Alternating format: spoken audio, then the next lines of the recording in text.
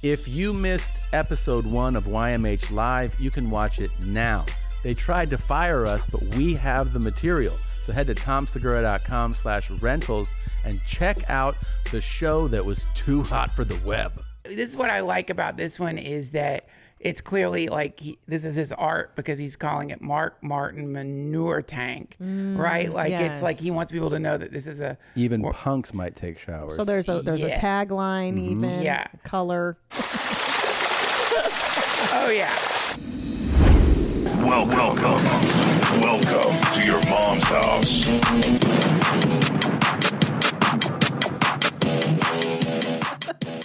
Good morning, good afternoon, good evening. Welcome to another episode of Your Mom's House. She's Christina, I'm Tom, and we are going to discuss serious matters only on this special episode of Your Mom's House. You don't have to tune in to CNN or Fox or MSNBC. You'll get everything you need to know about what's going on in the world right here. And this is a Christian program. It's Christian. It's filled with important facts only. You're in the no spin zone now. So, first up, let's talk about the probability that this vaccine is going to be ready in the next couple of months. What do you think, Tom? Well, I talked to Dr. fucking Nines, German guy, and he said, and I quote, bullshit, that won't be ready anytime fucking soon. He's a doctor. Dr. Fuckenheinz told you that? Yep. From the Dr. Fuckenheinz from Frankfurt. Munich. Oh, that's a different one. See, I talked to the other one. That's his cousin. Yeah, and he was all, that shit could be good. Could be. You could get it at the pharmacy with your flu shot. And I was like, I'm on board. Now, let's switch to finance. Oh, fuck, yeah. Everybody's doing well financially, and all the markets are up. Let's talk about sports. Oh, that's so gay. Sports are good, and there's a bunch of people winning. Some of them lose. All right. Yeah. So, there's so much to go over. We have a really loaded episode. We also should remind folks that the Your Mom's House Live, the second one, is going to take place on Friday, September 18th, 5 p.m. Pacific, 8 Eastern, worldwide, streaming at ymhvirtual.com. Tickets are on sale now. Don't be stingy. And we have an incredible lineup. The great Dr. Drew, the great Robert Paul Champagne, and the one and only Joey Diaz. We will be interviewing, talking to all three. We'll be playing clips that are so astonishingly disgusting and offensive for portions of the show. We're going to give you a warning. A lot of people talked about how they vomited when they didn't want to, and they didn't know what was happening. So we're going to put that into a segment. We also have YMH Originals. We're shooting multiple sketches. We're raising the stakes on the whole thing. Some very controversial sketches, Tom. You were told to pull back on the content of some. We once again had a bunch of actors that said, I don't want to be a part of this. Literally, we submitted to casting, and they were like, "No, I can't." I had a casting director be like, "We don't have anybody that would do this." So, anyways, we got someone to do it. There's a lot of really, really exciting stuff in the YMH Live, and I think you'll see that. A lot of people have asked me about episode 1, which was taken down. It is going to be available. Maybe by the time you watch this. I don't want to make tell you that it by is. episode 1, you mean the first YMH Live? The first YMH Live is what I mean. Yes, correct. And it has been a thing to get it up. It's coming. Maybe by the time you see this, we will have posted on social media and let people know where to find it. It's controversial. All of our focus has been on getting the second one ready to go, but it is going to be available if you've been asking me. A lot of people have asked me. And the second one, just so you know, if you can't watch live, the thing I get asked the most, what if I can't watch live? You can watch it for a week. So if you get a ticket, you can watch it all the way until the following Friday. You can rewatch it. We learned that from the first one. So it's a week-long ticket that lasts. Okay? Wonderful. And, it's going to be a lot of fun. So maybe we should move on to the opening clip of the show. What do you think, Gene? Ready? As long as you don't have any opinions on the election coming up. I don't have any opinions.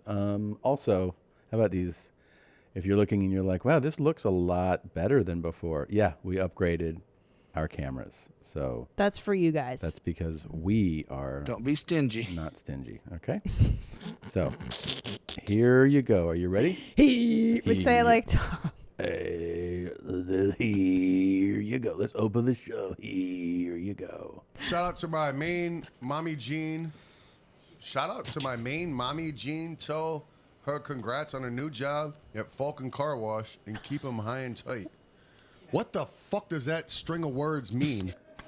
This shit is big time. Who is Randy? Don't bring anyone mother into this. Your mom in the fucking stand. Welcome to your mom's house with Tom Segura. And Christina Pajitsin. welcome to your mom's house.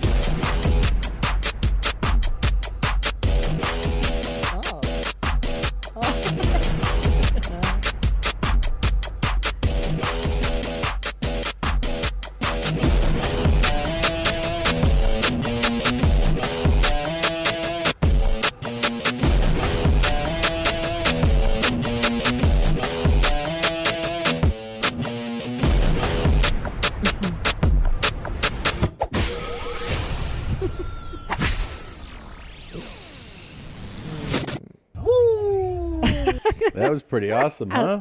You know what I like is a guy with his face painted like that is confused. I know. He's like, I don't know. understand what's happening He's like, here. what's happening? What's up with this weird shit that I just heard? Like, And I have this intense makeup that I must put on before you- I appear on camera. But no, this guy, his co-host, I think, was aware and told him what was going on. No way, yeah, I'm pretty sure. dude. Yeah. From the Tom Segura podcast. Your mom's house. It's an So inside joke. what am I doing here? Well, congratulate. Shout out to your main mommy Congratulate. Jean. And congratulations on your new job at the Falcon Car Wash. Keep them high and tight. There you go. Hey, he did you it. Thank you. That's Shaggy, right? Yeah. That's Shaggy. Thank you. Thank you to all of the juggalos and juggalettes and everybody that let him know. Yes, you know, Dr. Drew loves these guys. Is he friends with always- them? Yeah, he's always showing me the pictures on his phone that he has with this guy. He's got a with wild. Shaggy. I He mean, loves it's almost them. like that guy has two personalities. You know, he's like this really put together doctor, and Yeah. then he's this fuck animal that's friends with the Fuck icy- animal. Yeah, he's just fucking 6 Jeez. days a week. Yeah, and it's weird because he'll put on the makeup too, Dr. Drew. What? And then butt fuck his wife, and then all this stuff. Like, What if he only fucked in this type of makeup? this is wild. I mean, know. could you imagine though? Like, yeah, having to put this on just to do your podcast. But I mean, it's also so normal to him now. Like yeah, he's been he's doing probably it fast with it. for. I'm sure this to him is like, give me 5 minutes. Yeah. You know. Oh, that's so true. 'cause Yeah, it's- he's been doing it's this a for lot. decades. Yeah. So he's probably like, you got white and black. Give me a few minutes. I think Krayshawn does this one too. When Really? she went to the Juggalo thing too. Yeah. So what does that have to do with that comedian? It's just like they're what they reference to on their He podcast. said shout out to my main mommy Jean. Yeah. He didn't say mom's house. Yeah, but that's the mommy Jean. I'm thinking like a pair of mom jeans. You know what I'm saying? High waisted, Yeah. loosen the hips. Yeah, yeah, Makes you look like you got a shoebox for an ass. yeah. All right. By the way, let's be That's honest here. awesome. Shaggy's reaction is any normal person's I reaction. know. You know, like it's easy to get lost in this world and be like, how come he doesn't get? Because So true. because this is an insane person's lexicon. That's know, why. I Like know. he's reacting completely normal to this. It's like when Joe. the guy in face makeup is Yeah. is reacting exactly as you should react to that. 100%. Falcon car. What the fuck is he talking about? It's like when Joe Rogan came on. Remember, and What's with the jeans? his first Yeah. words were, "What's with the jeans?" Yeah. We were like, "Yeah, I I used guess to have that drop. I forget that. Yeah, we're so used to speaking utter nonsense." That's exactly Well, I'm right. I'm glad that he knows the creep. I'm assuming this is the creep because the other guy's Shaggy. Yeah. Shout yeah. out to the creep. Good thing. Thanks, Yeah, bro, thanks, for brother. knowing. Yeah. Hilarious. I get. I know. I forget how insane it is. It's insane. Rob Eiler, I did his podcast How was with it? Jamie Lynn. It was great. Pajama They're pajama so pants. great. They're such sweethearts. And he's like, I have two lives. One before I came on on YMH and one after. He's That's like, hilarious. our comments have never been the same. Oh, yeah. It's all in mommy code. It's very supportive, but it's all Yeah. in mom code now. They're great, man. yeah, They're great. such sweethearts. All right, story time. Okay, so a couple. Yeah, some you want to catch emails up that- with some yeah, real stuff, some real emails came in. issues. Here's one that I'm really feeling good about. It says, "What's up, mommies? I just want to let Tom know that he can totally perform some chiropractic moves on Nadav." First of all, chiropractors aren't even real medical doctors. True. They are doctors of chiropractic, which is totally made up science. In the late 1800s, some R-word named D.D. Palmer went all around the U.S. cracking people's necks and backs and rubbing magnets on them, saying he would cure whatever illness they had. He basically gained cult following, and chiropractors still use these methods today. Oh, wow. There's seriously nothing medical or scientific about chiropractic. The guy was a fucking grocery store owner. Anyone who tries to tell you it's a real form of medicine is actually R-worded. Now, you may be wondering my background for making these claims. I must be a physician or something. No, I'm a mechanical engineer, which basically means my medical advice is as good as a chiropractor's. Anyways, please fuck up Nadav on the podcast. It would be so funny. Piss on me and beat me. Nick from Chicago. Well, I got to tell you something. I like Nick. Well, if it's not science and it's not medicine, it can't hurt somebody, right? Right, Do no exactly. harm is the credo of the medical profession, but you're not a medical professional. You're a chiropractor. We need to talk about the R word. So, do you want to read one as well? I would, yes. There was a hot debate in the mom world about the difference between, okay, would you rather be with Ed Asner or the Sissy of Fremont? Oof. And I chose the Sissy of Fremont for obvious reasons. Here's a support. JG writes in, I'm listening to you guys debate on who to screw. Let's start with Ed. He hasn't been fucked in a while. Yeah. He has a lot of pent-up aggression Yeah. that is masquerading as sexual desire. Suck it dry. That's right. Yeah. Notice how he talks about his grandmother while stroking. If I've learned anything from serial killer podcasts, it's that an obsession to please your mother/grandmothers is an indicator for a stab fest later in life. Oof. Ed will blame you for his ED, and you'll end up with a black eye. Too stingy? Hope you like being trapped in a cellar. The only people who have ever seen him angry never live to tell the tale. Oh, my So God. he's saying that Ed is more violent. On to the Sissy. I do think that Ed has a lot of aggression. He seemed like he was an aggressive guy. And I think his... That's my hole. Yeah. His form scares me more because it's beneath the surface. He's got that white sort of Midwestern rage. Mm-hmm. Okay? Onto the Sissy. This is a quick, no strings attached guzzle and go. You could graze his cock with a cotton swab and he would come for 20 minutes straight. Use this time to freshen up and get out before he asks you to cuddle. Sissy wears his frustrations on his dress sleeves, and what you see is what you get. Winner, Sissy. Thank you, JG. I agree with you. I think Sissy of Fremont's a little just out there. Oh, fuck yeah! Now, Okay. here's one in defense of Ed. Christina, you're my homegirl, but I have to agree with Tom on this one. Sissy of Fremont has an exponentially higher creepy rating over Ed Asner. Oh, my God. I wouldn't be surprised if the next time I'm watching 48 Hours Hard Evidence with Maureen Mayer, I don't know her, Sissy of Fremont is featured as one of the most prolific killers in Georgia State. He's so terrifying. Just his voice alone makes the hairs on the back of my neck stand up like a wounded zebra on the Serengeti. These videos are not a way for him to find a dominant tattooed blonde, but a way to reel in an unsuspecting female so he can cannibalize them or dance with their corpse. Ed Asner is just an old dude that knows his jam. His jam is getting off with Mark. This is from Rita. I'm used to crazies like the Sissy of Fremont. I actually get afraid of white guys that are too normal. I don't like white American cracker. Hey, come on and give me a hand job, too. It'll be fun to be with the Sissy. He got to do voices and stuff. Yeah, I don't think so. You know what the problem with Ed Asner is? What? No metaphor. He's so literal, and there's no... What do you mean? It's not going to get hard till I'm ready to come. Right. Like he doesn't use any metaphor. Come on, show me that you like me.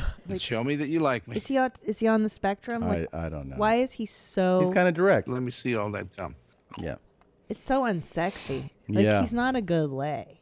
No. Tom, You know who is? Let me see all that cum, Tom. Steven here wrote me a a nice message. Let's Says, hear it. Dear Papa Gene, something truly amazing happened to me the other night. My girlfriend of 2 years ate my scrum unprompted. Let me tell you, it was really something. I shot long, thick ropes in only 4 strokes, and I can't believe Christine, a self-proclaimed FGT RTD, won't do it for you.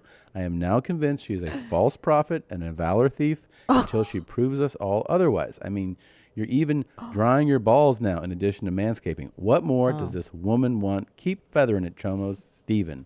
Right on, Steven. Every day is another day that I'm disappointed that my scrum is dry. Unprompted. Also, Native, please bring up my husband's Instagram account. I would like to share with the mommies what I see when he uses my belongings. Oh, there we go. Yeah, here it is. This is, okay, so here's my vanity area. And I was coming in to take a pee the other day, and I look over, and he's sitting in my chair, blow drying his nuts with my blow dryer. This is a real photo. This is not reconstructed. That's what's up. He's sitting nude in my chair. Yep. Thank you. That's really nice. That's a good looking photo. Yeah. Looks good. Very muscular. And I also have to say, people were like, do you have a couch in your bathroom? Yeah. Yeah, fucker. It's fun. I'll tell you why. You want to know why?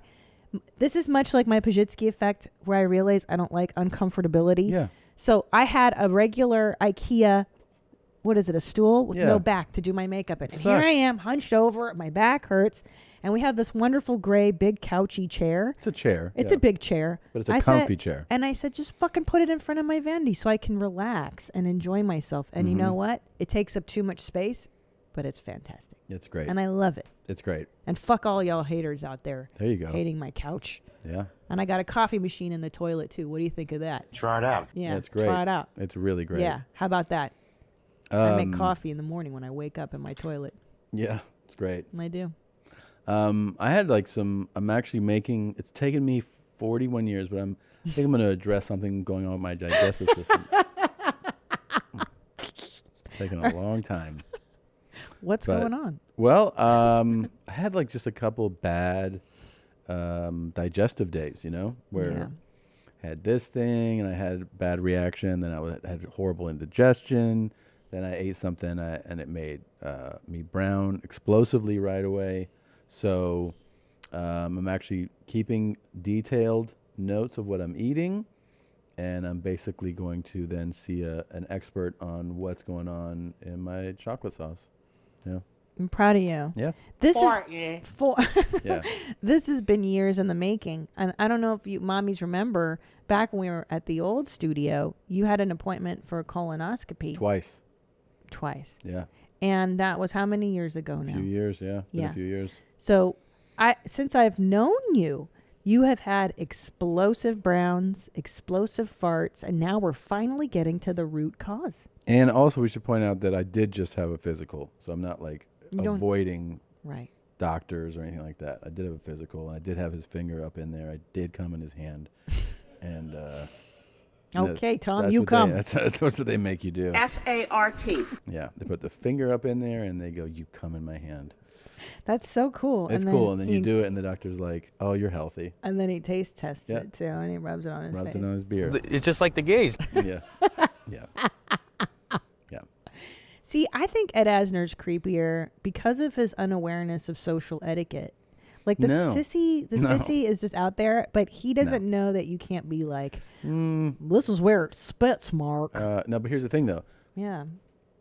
Ed is doing a private video that his lover uploaded with permission from Leo after he put. So he's like, I want to upload these, and the guy said, you can after I die, and I'm gonna die pretty soon, right? So that was a permission. Yeah. Sissy is putting it out there. He's the one that doesn't recognize how fucking insane his shit is. See, Ed is like, I'm talking to you directly, one-on-one, and you'll just share it later. Touché. And it's just funny. What's funny about Ed is that it's just bad sexy talk. That's the funniest part. It's like my dad being like, show me your pussy. And you're like, Jesus, man, it's just so on the nose. There's no dressing it up. There's no flourish. Yeah, no, it's like, so I want to suck your tits.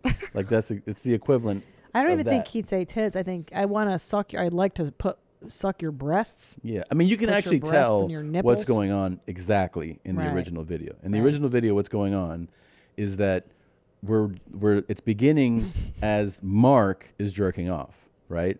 And so he's like, and then he's trying to romance him. He's trying to talk sex. He's like, you're gonna be the only man in my life, and you play with your whole and that guy who we're not seeing, Mark, he's jerking off. And then what clearly happens is that Mark probably, because we don't ever hear him, it goes, I'm gonna come, and then he goes, oh yeah, show me how big of a load. Like it's like a guy who's never had a explicit conversation before, just thinking of explicit words. So he's just like, show me your cum, I'm gonna swallow it. He's just saying, you know what I mean? There's nothing sophisticated to his explicit talk. He's a simpleton in some ways. Yeah. He's very simple. Yeah. The thing is, it's very basic. What what you just said, and like, you don't even realize that it's a one-sided jerk sesh. Yeah. Like just hearing you be like, oh yeah, like you forget that Mark has a part too. Of and I course. think that's lends to the creepiness for me. Oh is yeah. that Otherwise, it would just be two guys jerking. But the fact that we only hear the one guy is why it's great, because you get to make up the other side. You know. Right. You forget that Mark exists. Yeah. Wow. And then if you see the YMH Live #1, you get to see that Mark exists. Because we have video of them sucking and fucking, and I bet you that was one of the things that the on location people were like, what? We're like, what? It was two old guys fucking. What's your problem? Well, you know what's interesting you bring that up is that you know how certain images get burned in your mind? I have been flashing to the two of them fucking for like days, and I didn't even consciously register it. Yeah. Like I see Ed on the bed and then Mark behind him, like in my mind's eye. Like it flashes 5 times a day. Yeah, you know, for me, it's every time I drive by a McDonald's. I have that burned into my memory. The lady shitting on her McNuggets. And then eating them. Yeah. That kind of ruined Mickey D's for me, which is good. You know, it keeps it off the waistline. It's nice. Yeah. Guess what? I farted. You farted right now? That's really nice. How's your guess what I farted coming? Oh, yeah. Yeah. I need to get back into that. I was really enjoying that. It's dicey when you have Browns. Oh, will you read this one in relation to Browns and jizzing? Browns Do you have and that jizzing. one? Let's This see guy here. has a question. Oh, yeah. I saw that one. Because I wanted to approach you for marital loves last night, but No, this is kind of funny. Your stomach hurt. I didn't see this. A Utah man was arrested for allegedly tossing his wife into a river at a waterside resort Look at in his a smiles. fit of rage over dinner arrangements. Douglas Green is accused of carrying out the attack Sunday. Green's wife told police the two were arguing over dinner arrangements when her husband reportedly became angry and threatened to drown her in the river. Green then dragged his wife to the water and forced her in. The husband reportedly threatened witnesses who attempted to aid his wife.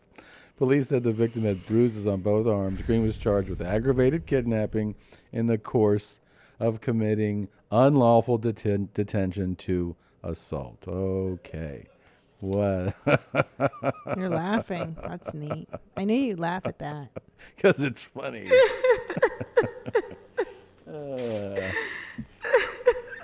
don't think it's funny. What part's not funny? Yeah, I think it's bad. There he is, right there. They got a mugshot or no? I don't think it's funny, babe. Yeah. A little messed up. I have this horrible, violent thing I saw burned into my head. Which one? You don't want to hear about it even. It's pretty bad. That site that I sent you guys, I didn't realize how intense that site was. Fuck. Don't even, yeah. I don't. Yeah. I see that image all the time. Were you going to now. bring it up? You're not Well, gonna because you're talking about elaborate? things. I don't want to. I mean, shit. God. Trying to tell you that it was bad, and you're like, tell me more. All right. Ta-ta there, retard. This is an email from Who's somebody. who's the retard? The woman that he Huh? killed? Well, the wife? prompting this. Oh. Mommies, I asked my dad if he knew Herky, a.k.a. Conald, Fed smoker. He smiled and acknowledged. Seemed a bit confused when I said he died and it wasn't in a prison. And then I asked him, got any stories? And he said, yeah, he came into court one day holding a ball of his own shit. They let him keep it. Cheers. They let him Play. keep it. So that's pretty cool of How do Connell. you get a job here, there, fuckface? Yeah. Yeah. No, but Yeah. this is the one. Oh, wait, is this the one? Yeah, read this one. I want you to chime in on that one. On this? Okay.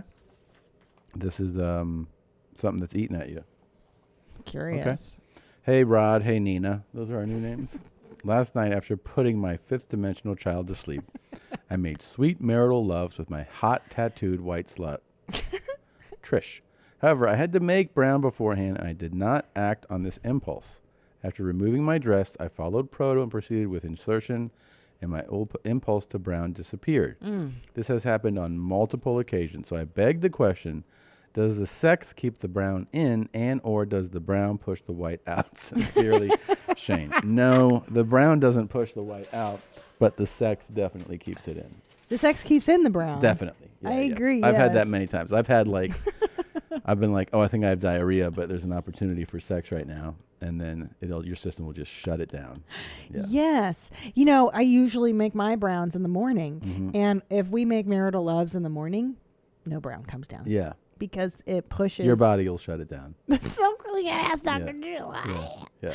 Is it because those muscles are so near where the vagina is?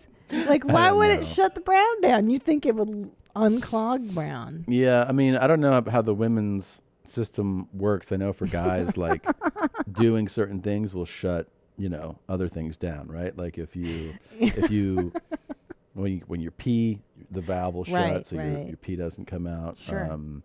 But there's a thing about like if you have to dump, but you put yourself in some high stress situation of any kind, usually your body will shut it down unless it's just such an emergency that it has to evacuate. Right. But is sexual arousal a high anxiety Well, state? I mean, it's high. It's high alert. stress in the Sure. in the sense that like your body's focusing, I think, on everything. Like your nervous system shifts one gears, place. and it goes into like, well, we got to get this white out. Okay, so the male body will shift priority from brown to white. Oh yeah. White is the priority over brown. Yeah. Ah. Well, I mean, if you dictate it, so you know what I mean. If Sure. If you're going like, I want to have sex right now. Right now. I think your body just goes, all right, we got to hold in this shit, and then happens later. Yeah. Because if I had to make brown, I would think that it would hinder my wanting to have. Yeah, I mean, sometimes you even tell yourself, no, I want to have sex, and your body will signal to you, this is not a negotiation. It tells you. You know what I mean? Like it tells you.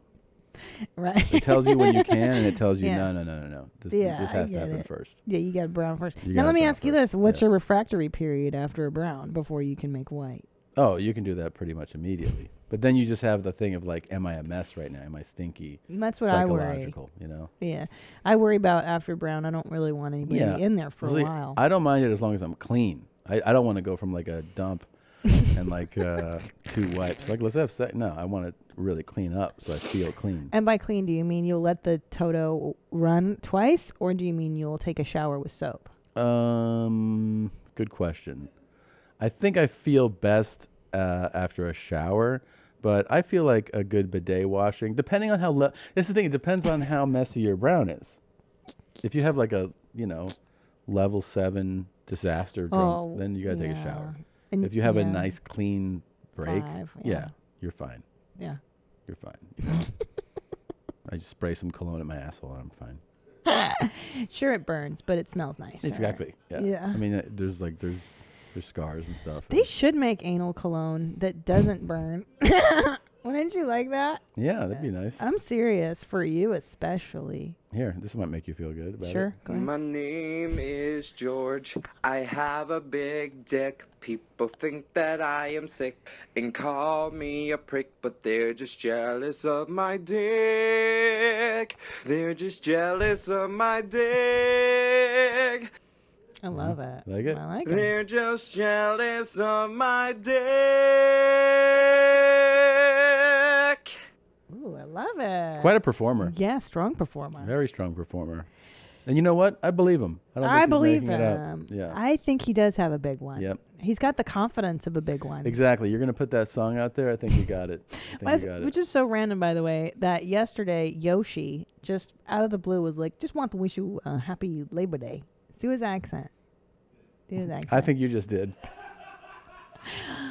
He's just like, hi, Christina. I just want to wish you a good Labor Day. And I was like, thanks, Yoshi. Hope you're well. Yeah, he And messaged me too. I didn't know he messaged you. So random. Yeah. He's so sweet. He's the only human that wished me a happy Labor Day. Yeah, I think I. Who does that? Did you reply to him? Of course. Yeah. I said, hey, Yoshi, I hope you're well. Um, good hearing from you. Hold on. It's not, but the reason it was funny is because it's not really a holiday. Yeah, he goes, happy Labor Day. I go, thank you. I didn't realize this day was so meaningful to you. That's what I'm saying.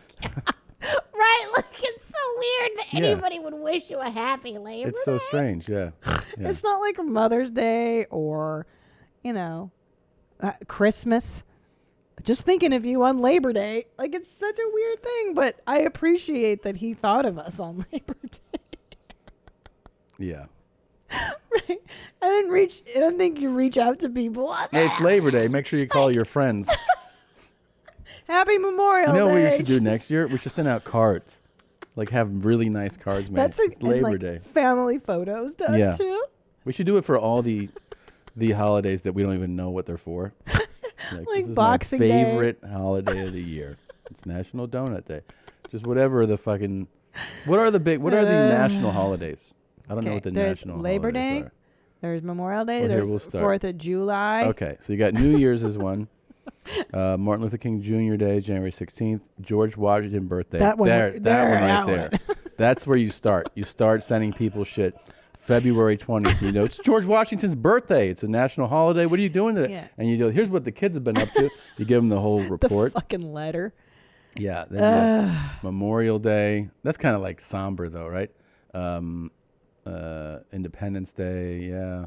Veterans Labor Day. I don't even know what Labor Day's for. I really don't. I don't know either. I have no idea what it's for. All I know is people don't work and Columbus I don't like Day, it. you should send people graphic photos of people dismembered and be like, this is what Yes. Columbus did. That's And a then, great you know what I mean? idea. Like genocide photos. Yes. People torn to pieces and dismembered and decapitated, and be like, oh, just a reminder, this is what Columbus did. Shit like that. Sign it to people. pox. But have sign it to people with pictures of your kids. Yeah, and with like blankets, like he hands out blankets to the natives and stuff. Yeah, covered disease. in polio. Show him and like pox. raping the indigenous people. Yeah. That's what he did. That Yeah. is what he did. They used to they dismember people for sport. Columbus and his crew. Nice. Yeah. I heard he was a sweet guy. Yeah. And then he's- really sociopathic serial killer. Yeah. But he's Italian, right? Yeah. So why didn't he bring us Italian food when he landed I here? don't know. He should have brought us pasta. He was and repping the Spicks, so garlic they bread. funded it. So Oh, so they left tacos the for Spicks us. were like, take your greasy guinea wop ass across the fucking ocean and, bring back some gold. And then what are these blacks doing here? Like that kind of thing went down, That's kind of the story if you want to Wow. summarize it. Is that how you're going to teach our children the Yeah. history? What's Labor Day all about? What is Labor Day? It's an excuse for your nanny to take a day off and ruin your life. Labor Day is a federal holiday. Scroll to the right. Is a federal holiday in the United States celebrated on the first Monday to honor and recognize the American labor movement and the works and contributions of laborers to the development and achievements of the United States. Just laborers? Just Yeah, labor, bro. People It's who to work? honor labor. Shit. that's what Labor Day is about? Yeah, homie. I mean, that is absolutely. Celebrations, parades, ridiculous. barbecues, frequency, annual. I've Dude, never known that. I just knew it was like usually when Florida State and Miami played to kick off college football for a number of but years. let's make this our holiday. I agree that we need to start celebrating it with more vigor. Hit that Wikipedia. Let's see when it actually started. They had a Labor Day parade in 1882. That's how long it's been going on, like since the 1800s. International Workers' Day. This sounds like a communist holiday to me. Beginning the trade union and the labor movements. God, I mean, does anybody actually honor that day? Like, does anyone actually go? Like, it's just a free day off. That's how people view it, right? No one's ever like, Of course. we got to really stop and think about the contributions of laborers. I know. Look, on May Day, he always moves and I'm reading it. Yeah, Okay. It says, on May 1, the ancient European holiday of May Day. May Day was chosen by the Second International Socialist and Communist parties to commemorate the Haymarket Affair on May 4th. It's a communist holiday. I mean, I don't know. In America, we should it finishes. You know what I mean? Yeah. The Dov took the holiday off. Chris took it's just a day where they're not working. I know. You know what they should rename Labor Day? Lazy Day. It's Lazy Day. It's when Americans just go, I'm fucking lazy. I don't feel like working today. Yeah. Let's cook something. Yeah. You know, let's Colin's watch something. sick today. Yeah. It's Colin's sick day. It's fucking, it's loser day. This episode of Your Mom's House is brought to you by ExpressVPN. When you go to the bathroom to make yellow or brown, you always close the door behind you, right? Yeah, you don't want someone passing by looking in on you. So why would you let people look at you and look in on you when you're going online? Using the internet without ExpressVPN is like going to the bathroom and not closing the door. Did you know that every internet provider can tell every single website you've been to? And what's worse is they can sell this information to ad companies and tech giants who will use your data to target you. ExpressVPN puts a stop to this. You can put it on I use it on all my devices. I use it on my phone. I use it on my laptop. Works on everything. So everyone who shares your Wi-Fi can still be protected even if they don't have ExpressVPN, okay? ExpressVPN is the world's #1 rated VPN by CNET, Wired, The Verge, and countless others. So if you're like me and believe your online activity is your business, secure yourself by visiting expressvpn.com/yourmom today. Use our link, expressvpn.com/yourmom. You can get an extra 3 months free. That's expressvpn.com/yourmom. As we slowly adjust to a new normal, we still need to be smart about how we do business. And luckily, there's Stamps.com. Stamps.com brings all the mailing and shipping services you need right to your computer in the comfort of your own home office. Whether you're a small business sending invoices or an online seller shipping out products, or just working for home and you need to mail stuff, Stamps.com can handle it all with ease. Simply use your computer to print official U.S. postage 24/7 for any letter, any package, any class of mail, anywhere you want to send it. And once your mail is ready, you just leave it for the mail carrier, and that's it. And best of all, Stamps.com now does UPS. How fantastic is that? They truly are a no-brainer. Stamps.com saves you time and money. Right now, our listeners get a special offer that includes a 4-week trial plus free postage and a digital scale without any long-term commitment. Just go to Stamps.com, click on the microphone at the top of the homepage and type in MOM. That's Stamps.com, enter MOM. Hey, can we talk about what you watched on tennis the other day, the best thing that happened in tennis? Yeah. So a couple of weeks ago, I don't know if you were watching the U.S. Open, you may have heard the world's current #1 player, Novak Djokovic, he got broken on a point, I think. And then he did that thing where he just, walking away, hits the ball, and the ball hit a lines judge in the throat. Here it is. Go ahead. So he's like, God damn it. Hits her in the throat, and then she's like, And you could see on his face, he's like, fuck. And then that's her. She's like, I can't. Look, here it goes. Throat. Bam. And then not only did she grab her throat, then she falls to the ground. What? Look at his face. Look at his face. He's like, fuck. I don't know if I'll ever recover. And he's like, I didn't do it maliciously, Stop it. Which he didn't. You can tell he's just like hitting it, but he doesn't realize that where it went. I mean, it's his fault for sure, but I don't think it was malicious, Well, I think you were really taken it by her reaction, how dramatic she was. She look at his face. He's like, oh, right there. He's like, no. God. And then when he sees her goes down, that's when he knows. That's when he knows shit's like, he's DQ'd. like, I'm so fucked. Yeah. It's neat that they got That the face. camera right in her face straight away. Yeah. Like, God damn it. And then right now he's like, it's a ball. Are you dead or something? Stupid bitch. Yeah. I tell you though, I've been playing doubles in high school. Mm-hmm. And my partner served the ball right into the side of my head, and that one hurt. That hurts. But a serve is different than him going. Now, of course, he's a ridiculous tennis player. But he wasn't serving it like that. I know, but even his throwaway. Yeah, his throwaway for sure doesn't feel good. Oh my God. I mean, gosh, best wishes, send flowers and, heartfelt messages to the lines judge that just ruined a guy's perfect fucking season. Well, and here's the thing. He was undefeated this year. I know. Undefeated. And she had to go ruin Number that. one, probably, on his way to possibly winning another major, and you fucked that up because your stupid fucking throat. Yeah. Well, also, don't you think, like, when someone hits you, you're so embarrassed? I would be so embarrassed that I'd want to shake it off. Like, when I got pegged, I was like, I'm fine. I would have been... It's fine. Like, I pretend like I'm better than I am. Of course. You pretend you're better. Yeah. And then I would probably been like, don't disqualify him. Don't disqualify him. I don't think he meant to do it. And I don't want to ruin a perfect season because I'm not a selfish cunt. Like that, 100%. What if she lost her ability to speak? Ugh, that still would have been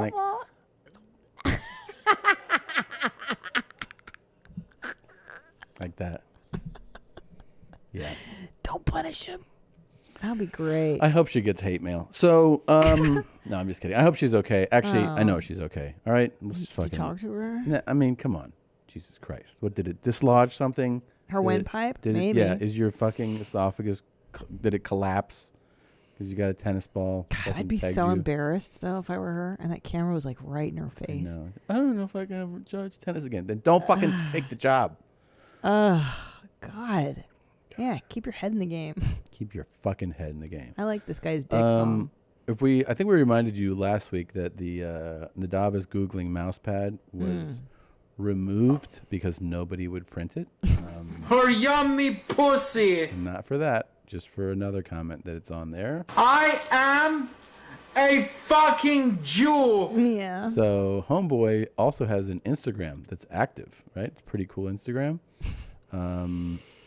I think I actually have my own folder here, don't I? Or no? Or is Here that only he on is. yours? He's got neat drawings up.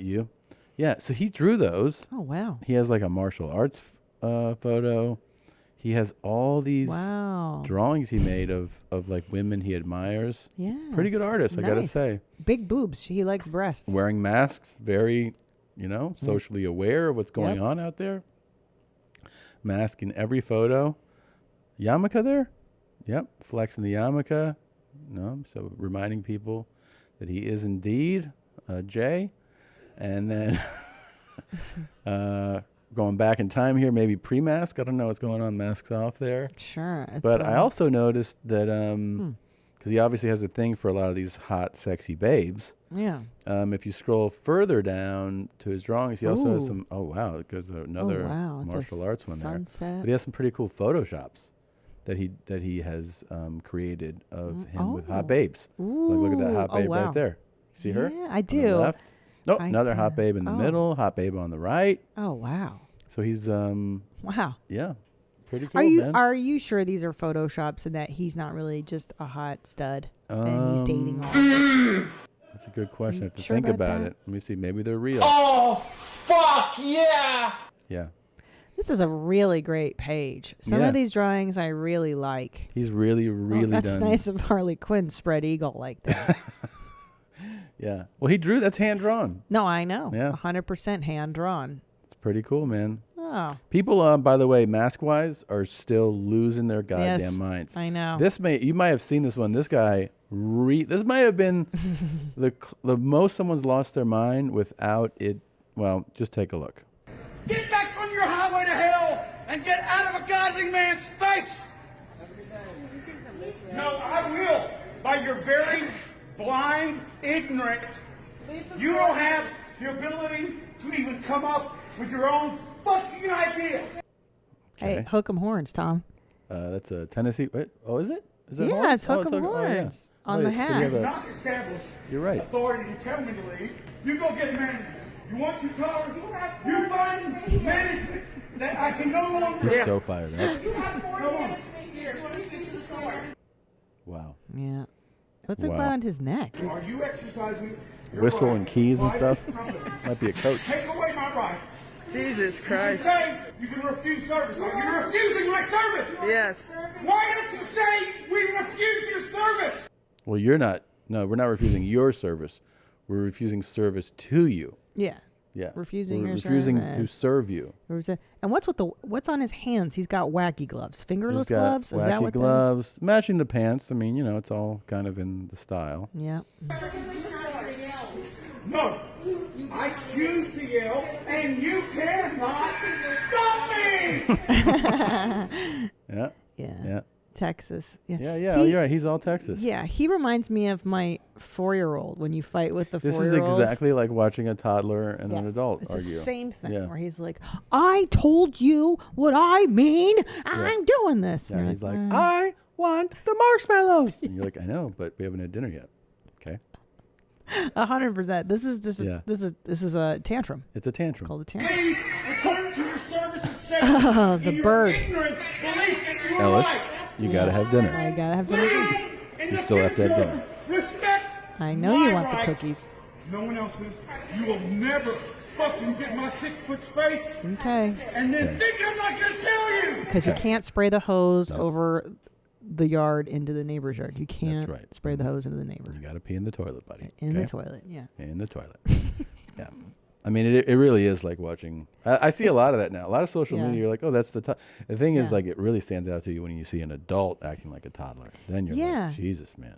Yeah, it's interesting You're how a grown up. You're a grown up, and he's just they explode. So it's just unprocessed stuff. I don't know. So much. I don't know if I've ever freaked out like this in public. I've freaked out on people, not like that. This is like this is crazy. I don't I think know, I've exploded. after a while, it's so upsetting that I want to like get away from him. You know what I Yeah, mean? sure. He's just like it's too. He's too much. Let's take it to like a little more fun type of dude. Sure. You know what I mean? Yeah, I like fun. Hi there. Yes, it's me again. Speedy Gonzalez. I'm the fastest mouse in Mexico. You really think you're gonna fucking hack a fucking elder motherfucking net god and get away with it? Not when I've got the fucking metadata to prove that you fucking hacked my fucking Gmail account to remove the fucking emails in question. Wow. Fuck around, rock around, run around, fucking sue around. Someone's been a very fucking naughty fucking girl who needs a fucking spanking. Oh, Molly Wobbles, I fucking love you. I adore you and I cherish the fucking ground you fucking float across.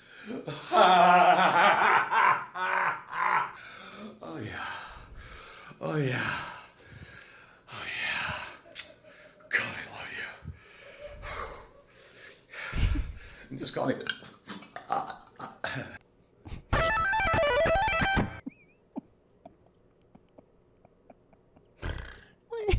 Can I see that last part?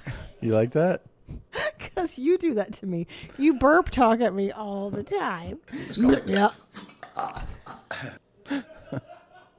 Very cool ending for a very cool video. So I don't know, I would guess here, and of course I'm not an expert, I'm just like a chiropractor. I would guess that we're dealing with a manic episode of some kind, or some sort of stimulant has sort of dictated that somebody behave in this fashion. Can I see the burp talk I again? adore you and I cherish the fucking ground you fucking float across. Oh yeah. Oh yeah. Oh yeah. God, I love you. Just call me. You know what, though? What? That's called improvisation. Yeah. Where he improv the whole thing. Yeah, the whole video. That was very entertaining. I'm saying, though, that he had that burp coming, but he didn't let it ruin the line. He didn't but I let think it. You're right. But the burp went was a with it. surprise to him. That's what I'm saying. Yeah. And rather than, I should re-record this because I belched, he belched through it. He Well, used the belch. That's right. And creatively. he also thought at that point, I mean, these last few minutes have been gold. I'm not just going to erase all this. The spinning and the eyes bugging out, and the Gmail, all this shit. I mean, it was all so good that he was like, I can't waste this.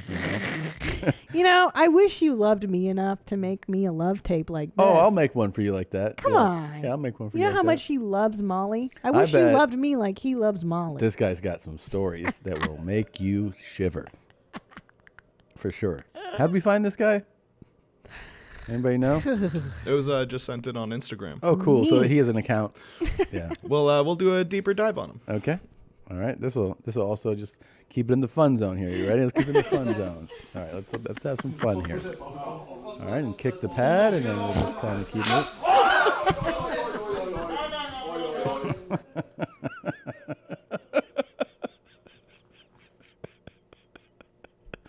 You like that, huh? Got her on a good one. I like that one because it's voluntary. Like, you know that there's a danger. There's a danger in of holding that those mitts. Yeah. happening, and you just hope it doesn't happen to you. Yeah.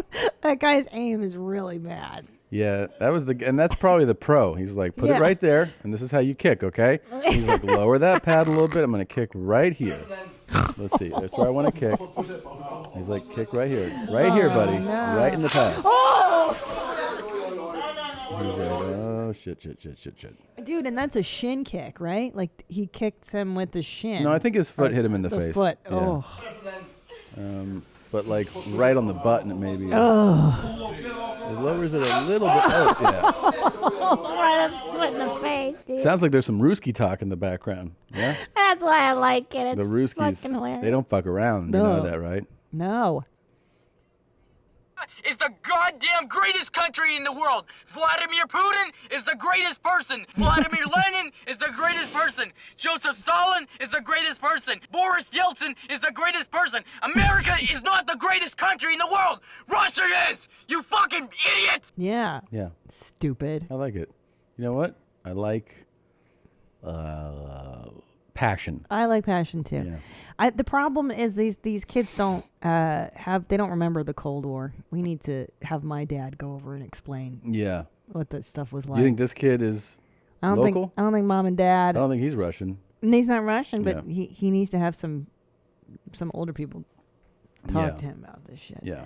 Can I tell you something? That guy that got kicked in the head, Mm-hmm. I doubt. If there's Ruskies in the background, Yeah. I doubt he fell to the floor, collapsed to the floor, and went, my head, like the tennis lady. Oh, I know. The Russians were like, get you know up, what you happened? fucking pussy. He got knocked out. Yeah. Right? He just laid there, and they Yeah. were probably like, all right. Hey, Come on, hey. We didn't know crybaby. you were gay or whatever. Yeah. And then Yeah. spit some water in his face. Yeah. And then they were like, hold the mitts again. We're going to do Come it on, again. get Yeah. back in it. Oh, there's no Not way like, he got the day off. But, can somebody be disqualified? I got an ouchie on my face. Fucking bitch. Yeah. I kind of agree, though. You should keep playing. She should have kept refereeing. I hope she refereed through her voice box being destroyed. Just fucking lick that pussy to pieces. Huh? Yeah, look at that little pussy to pieces because their pussies hurt. That's why. Jesus, tough. Can I tell you, we watched this movie last night. Yeah. The Orange Heresy or The something. Burnt Orange Heresy. Yeah, what a fucking title. But so they show a couple that hook up for the first time, and they showed him eating her box. Mm-hmm. And I was like, first of all, how do you film that? This is interesting. How do you film that, eating out a girl in just a regular movie? First of all, I got to say, really good movie. I have to finish it. Really good movie. And it's exactly what you want out of a movie in that you don't know where it's going. Yeah, you don't I like know. that. Like that's I got to tell you this though, because it brings me about to this. Look at this. No, go back. Mick Jagger is in it, and he's great to watch in movies. I See love that Mick poster? Jagger. Yeah. It's not a good poster. It doesn't even tell you what's going on. It's this is one of the biggest problems in movies is posters that like people make decisions off of posters. I mean, in this poster, probably most people are going, Mick Jagger's in this, Donald Sutherland's in this. That's it. But like, you don't know. Like the movie is better than this poster. Well, if I saw this poster and knew nothing, I go, oh, is this a movie about Mount Rushmore? Is this about... Yeah, exactly. Is this like a political thing? Oh, boring. I don't even... And then I'll tell you what... Go to the iTunes top movies right now. There's no way Americans know what the word heresy means. I guarantee half of the fucking population doesn't even know what this word means. Yeah, I mean... it's so pretentious, but the movie was good. The title's pretentious, I mean. But listen to me. I want to discuss this. That, remember, they show them hooking up, and he's going down on her... Yeah. in like that first frame. And Yeah. I was thinking to myself, how do they film eating out scenes? Like he has to put his head in her. Well, yeah, but he's not really, obviously doing that. But I mean, how embarrassing for an actress that day to have She's covered though. your coworker down on your cooch. But your cooch is covered. Yeah. Yeah, just like if you're a guy, your schlong and stuff is in a sock, Yeah. Yeah, you're not really. But if that was in the script, Okay. did that deter Can you make this bigger? from taking the role? And he has to be naked. We saw his stuff. Yeah, man. we did. Are these top movies? Can you make them bigger? Having a rough time zooming in on iTunes.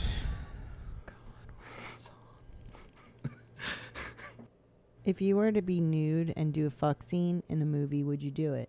Yeah. You, But you'd cut. That's what I'm saying.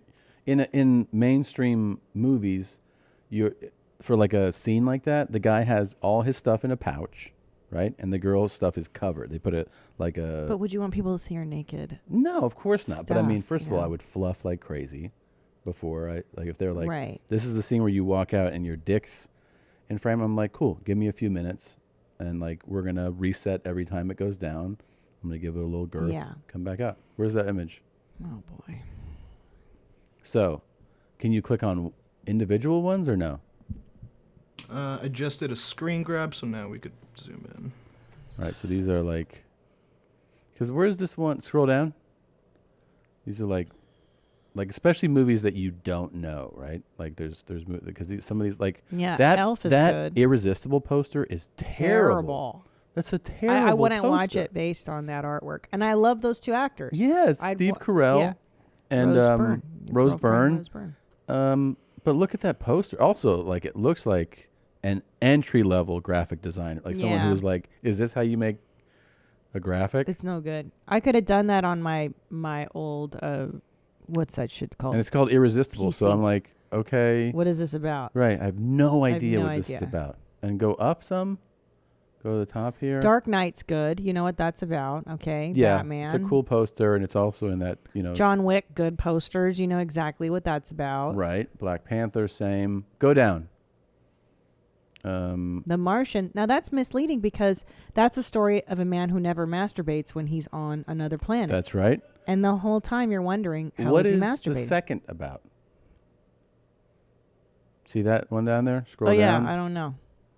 Scroll down. Oh, that's He the end can't. of the screenshot. Okay. By the way, we watched the second Bill and Ted's, the new one that came out. It was Yeah. really stupid and entertaining. I highly recommend it if you just want like a fun light watch. It was really good.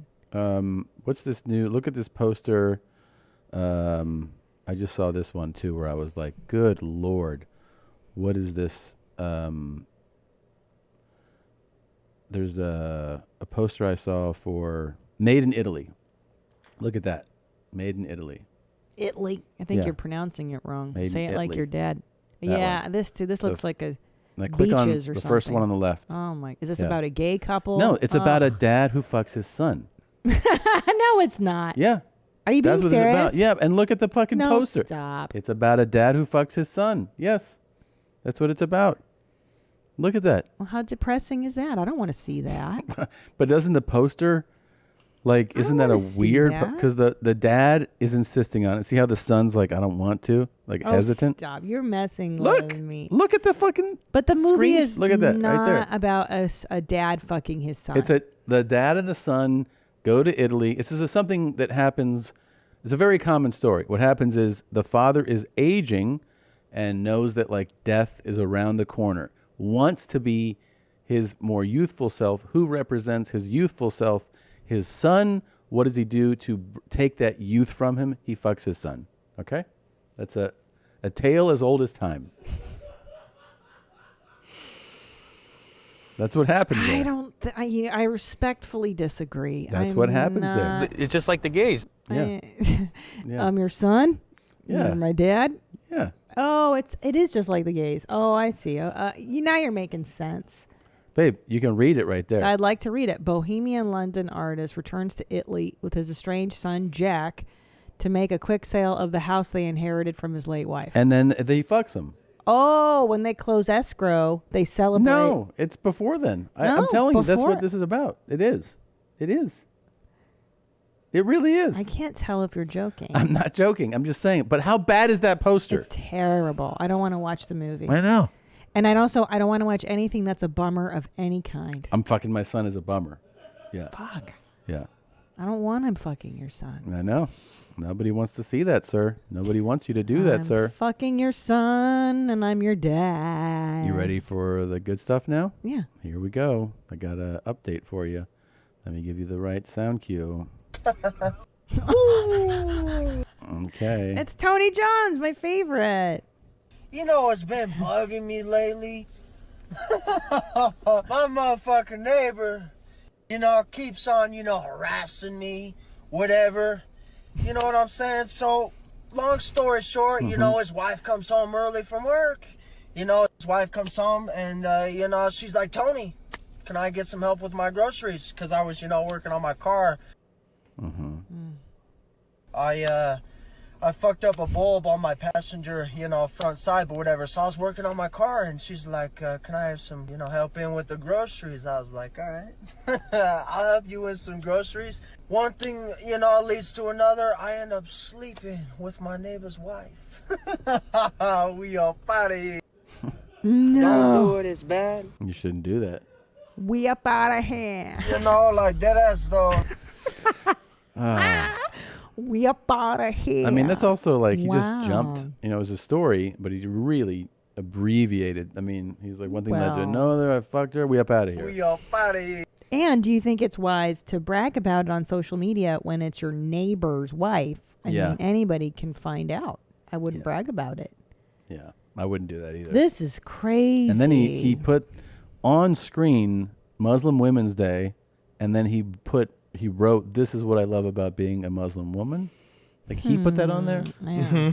I'm not sure what that I don't know, correlation man. is. Risky choice there, pal, on so many levels. Yeah, is she a Muslim? Is that what he's insinuating? That I mean, that's what that implies. That a Damn. Muslim woman would do that, which that's a real risky thing to be put. I mean, it's your own message. Oh But gosh. he's the same guy who, I got a DUI, baby. So Yeah. maybe Well, this is part of that. I didn't realize that help me with my groceries is code for come over and help me. I mean, I didn't know that. Yeah. I thought it was just really help me with the groceries. Yeah. But from Tony Johns, you never know. Do we have this Woo! Do we have this white people clip? Do you have that? Yes. And our guest coming in today is a huge fan of my curations on the talk. we'll be playing a number of them. We got to save a lot of those for him. They're all saved. It's Yes. it's in the TikTok folder. Oh, it is? Oh, okay. Well, this is the only one I'll This play. next one was very thought-provoking for me. You want to discuss this? I'd like Yeah. to. I'm just curious if anyone has any thoughts or feelings. I have a very serious question for white people. Please do not cancel me. I don't have enough followers for that. And I'm not trying to make my life hard. This is a genuine question. Okay. There is no malice. I'm not here to make fun of nobody. I just have a genuine question. Yeah, what's your And I thing? guess this is also for like black people who don't live in the South as well. So my entire life, I have noticed, and black people that I come into contact with have noticed that there is a very distinct smell to white people whenever they're wet. I can't describe to you what the smell is just because like that's what it's called, wet white people. Like peaches smell like peaches, pomegranate smells like pomegranate, wet white people smell like wet white people. So my question is, for white people, do black people have a specific smell to us whenever we're wet? And then for black people who don't live in the South, do the white people by you, when they're wet, have a specific smell? I'm just curious because I've noticed it my entire life. I am finally comfortable and have the space to ask a bunch of people this question and get a consensus. I need to know. So I have a funny question to ask.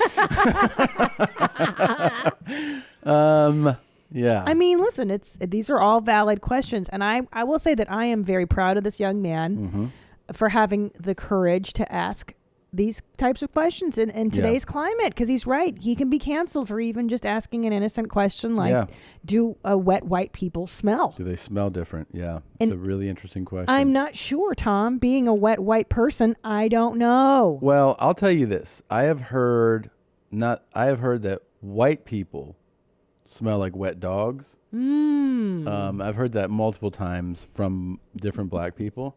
They didn't say wet white people. They said white people smell like wet White dogs. people smell like one wet time. dogs. So one time I did this show in Baltimore at this club. At a club they told me not to walk to from the hook. They were like, you should get a ride there. And I was like, okay. It's a good sign. And then I did the show, and there was like 20 people. Yeah. Okay, all black, and they were like, it was pretty hood crowd. Okay, and the alarm went off, and there was no security, but anyways, show's fun. At one point, I'm like, I don't know. I bring people on stage. Okay. So I bring this black guy up on stage, and I'm like, "Hey, what do you want to say about white people that has never been said?" Because I'm just like working it into bits and stuff. It's just fun. Just having fun. And I see the guy in the booth like this, like, "What are you doing?" So I go, "What do you want to say? Do you have anything to say about white? Like, what are white stereotypes that white people never hear?" That's what I said to him. I still remember. And he goes, "White people smell like wet dogs." And I was like, uh-huh. He was like, and then when he said it, the audience was all black. They all laughed, right? Yeah. Like So there was a there's truth to consensus. it, Yeah. yeah. And I was like, I had no idea. I had no idea I smelled like a wet dog. I had no idea too. I didn't Yeah. know. Black people, write in. Let us know. Is it true? Do wet? Yeah, because maybe our nose isn't trained 'Cause to our we dog smell smells. like dogs, 'Cause yeah. we're those dogs, so we can't smell it. You know what I mean? And if also you could describe what wet white person smells like. Well, I'd they're like- saying it smells like wet dogs. That's what he's saying. That's what he's saying. Yeah, okay. yeah, yeah. But this guy's saying He's I saying can't wet, describe it. But he's. I'm sure he that doesn't this want to is say it. Wet maybe. dogs. Wet Yeah. dogs. Yeah, That's yeah. hilarious. Yeah. Gosh, I had no idea. Have you ever heard that before? I've never heard that. Yeah. Now, do you think that all races have different smells? If we smell like wet dog, what does everyone else smell Anyway, we like? can get Annie in here to contribute to this conversation. Yeah, let me go grab them. Okay. Well, I mean, this is a very thought-provoking question. So does this mean that Asians smell different? Let me think back. I'm gonna actually go as far as to say that there might be some truth to the hypothesis. I think you're right, and I'm There going to might go be. there too a But little bit. also, Yeah. it can be mixed in with the fact that different races and people use different products that contribute to a smell. Bingo. So, different types of hair require different types Bingo. of products. Yeah. Different skins. People use different products that might contribute Annie, please. to smell We as have well. very important question. It's a really important question, if you don't mind jumping. Hi. Thank you for joining us today, our Let's see, hold on. panelists. Hey, this is a really important question. I bet it is. So this gentleman in this clip was just saying, "Hey, do you want to just actually hear Yeah, the clip? It just might be. hear 'em out. Hear the have you heard the discussion. clip yet? Uh-uh. Oh, this might be important for you. Okay, here we go. I have a very serious question for white people. Please do not cancel me. I don't have enough followers for that. And I'm not trying to make my life hard. This is a genuine question. There is no malice. I'm not here to make fun of nobody. I just have a genuine question. And I guess this is also for black people who don't live in the South as well. So my entire life, I have noticed, and black people that I come into contact with have noticed, that there is a very distinct smell to white people whenever they're wet. I can't describe to you what the smell is just because that's what it's called, wet white people. Like peaches smell like peaches, pomegranate smells like pomegranate, wet white people smell like wet white people. So my question is, for white people, do black people have a specific smell to us whenever we're wet? And then for black people who don't live in the South, do the white people by you, when they're wet, have a specific smell?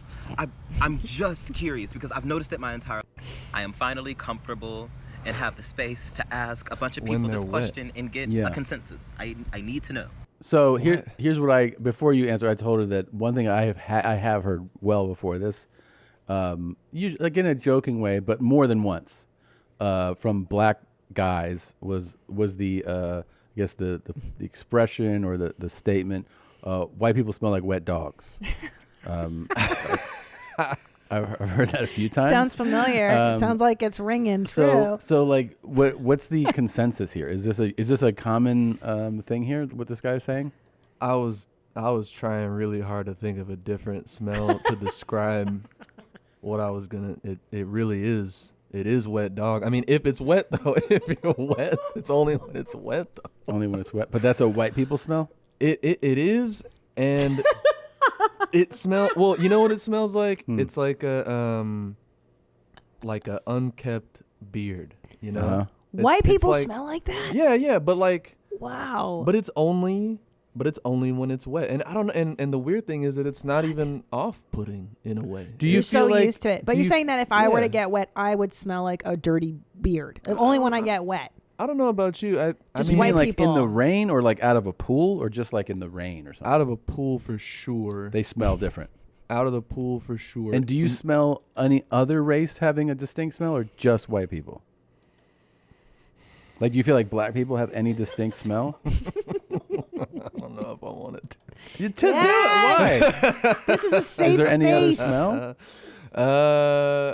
I mean, I'd say other races smell like their food usually. Yes. Yeah. Well, They here's smell- Korean, a lot of garlic in the food. So when I was in Korea, people smelled Like like garlic. garlic. Yeah. Yeah. Right. Yeah. That seems normal. Hispanic Smell. people Smell like- something fried. Just they say something real fried right now. Mhm. Yeah. Black people always be smelling like all types of. It's whatever lotion they use, cocoa butter, shea butter. That's what That's I'm what I just thinking. said. Yeah, So I exactly. think, because I Yeah. think, like, especially if a white person is not around a lot of black people often, when they are close to them for the first time, they're taking in products that they're not used to smelling. Whatever's Products, product, yes. meaning like Yeah, maybe it's yeah, something yeah. in the hair, maybe like the lotion on the Lotion. skin. It's new to them, so that's what's distinct. Right. Yeah, Yeah. because I mean, y'all don't really need it. You know, it's like we literally need to moisturize like 30 times a day just to not have ash all over our skin. So Yep. And then hair products are different for like different races, basically, Of right? course, So yeah. those usually come with some type of scent. So, but what gives us the wet dog smell? Is I it our think, product? You know what it is? It's that we have it Our so diets? good. God had to make one thing bad, you know?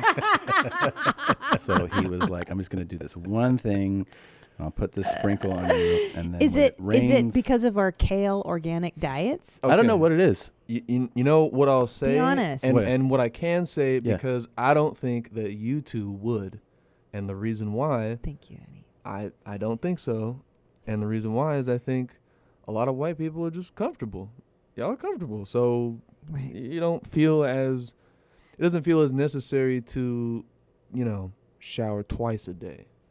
Maybe moisturize your face. So you're lotion saying on the skin. that all You that don't need to do that. that showering twice a day contributes to the smell?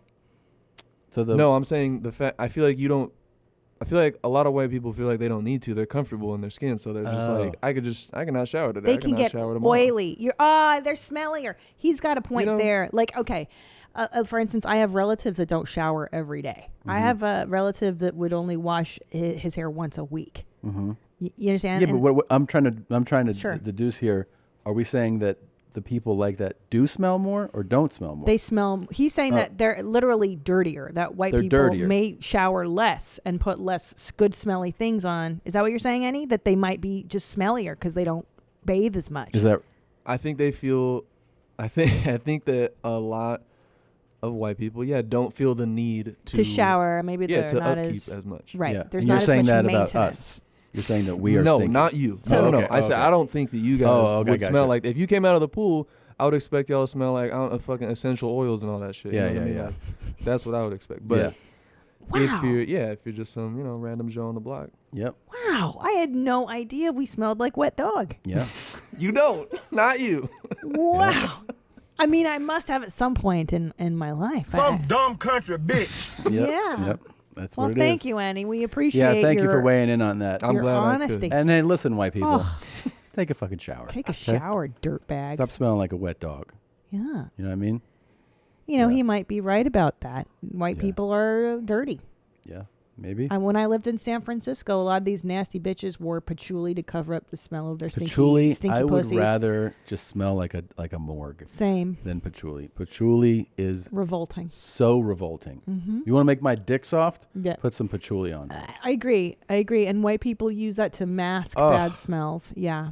And I don't know why it's always got to be the same type of disgusting fucking white person. That does it. Hippie. Dirty hippie. God, they're the worst. I hate it. I mean, I'm not for genocide, but I wouldn't exactly, fucking object to Same. rounding up the patchouli wearers. Same. And just putting them in a fucking Gas fire. chamber. Yeah.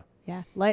Pouring Light- patchouli on them and then lighting the patchouli. Light them all on fire. Yeah. Put some butane in there. Just You know go, what else goodbye. is gross and then like a white person thing too is wearing Birkenstocks. Yeah. And then the bottom of the Birk gets darker and black from the dirt on their foot and their Yeah. sweat. Yeah. And then they're just like, this is my filthy, stinky Birkenstock that I filthy wear. Birkenstock. Or Oh, this reminds my me dirty Crocs. of the girl on the phone for 45 Oh minutes. my gosh. Yeah.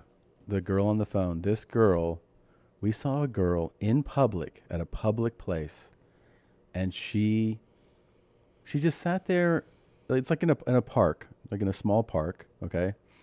And she sat there on the phone for over 45 minutes. We had a whole, like, we sat down. We had a meal. Meal. And so the whole time she sat there with her on a public chair, her legs apart, hanging over the edge, with like her skirt just barely covering her cooch. And then she had shorts on, so the shorts were cutting into her cooch, and you could see it. And but how long? And then I watched her get up, walk, talk, and it was all not. It wasn't like she's on a bit. She was like, I was like, yeah. I saw Zubat out the other night. I was like, yeah, and because I could hear like little bits and pieces of it. And then, like, you know, the food comes, we eat, you know, we have our drink. They take the food away. They ask, do you want this? They bring the bill, and she's just sitting there, and she had her little slut nails, you know, white, all white. Yeah. Yeah. When a girl has white, yeah, finger and toenails, you know, she's like, she's a whore. Just put it in my mouth, Yeah. you know, like there's no, Well, I think there's no, you don't have to fucking take me out. Just Right. walk up to me and put it in my mouth. That's nice, Tom. Also, that's what these white nails signify. I think it was an odd choice of place for where she was having this stupid conversation. So It wasn't an long. emergency conversation. Then we got up. Don't forget, we got up and we go, let's just walk near her to hear it. Because at this point, I think it was over 45. We were like coming on an hour. It was ridiculous. And then she was like, we walked by her and we acted like we were looking at stuff. And she was like, yeah, well, she said that she came back. And I'm like, I mean, your battery's going to fucking die on your phone. Then we walked away and I go, I think she hung up. And because she was like this. I was like, she hung up. She's just looking at her phone. She was like, yeah. So she went right back to it. I mean, it was, by the time we left, it was an hour and 20 minutes. Well, and also one has to wonder if it was a performance piece because For, like, for everybody, everyone, yeah. because, you know, it was like a family place. Yeah. Everyone's there with their kids. And like, it's a very odd place. It's a very packed place to take a personal phone call for 45 minutes. It's more than 45. I would have, honestly. if I were her, I would have tucked away somewhere or gone to more of a private. You're right. It was kind of perform. It's like when somebody performance. is in public, yells on the phone. You're like, you're doing this for everybody here. Oh, the best is in You know, LA. I don't take any shit. Yeah. And you're like, okay. Yeah. No, because the best is in LA where people do their show business calls Yeah. like that. Like, well, I told him that I'm the producer on this thing. And you're like, oh, we get it. You're in showbiz. Yeah, it's so dumb. Yeah.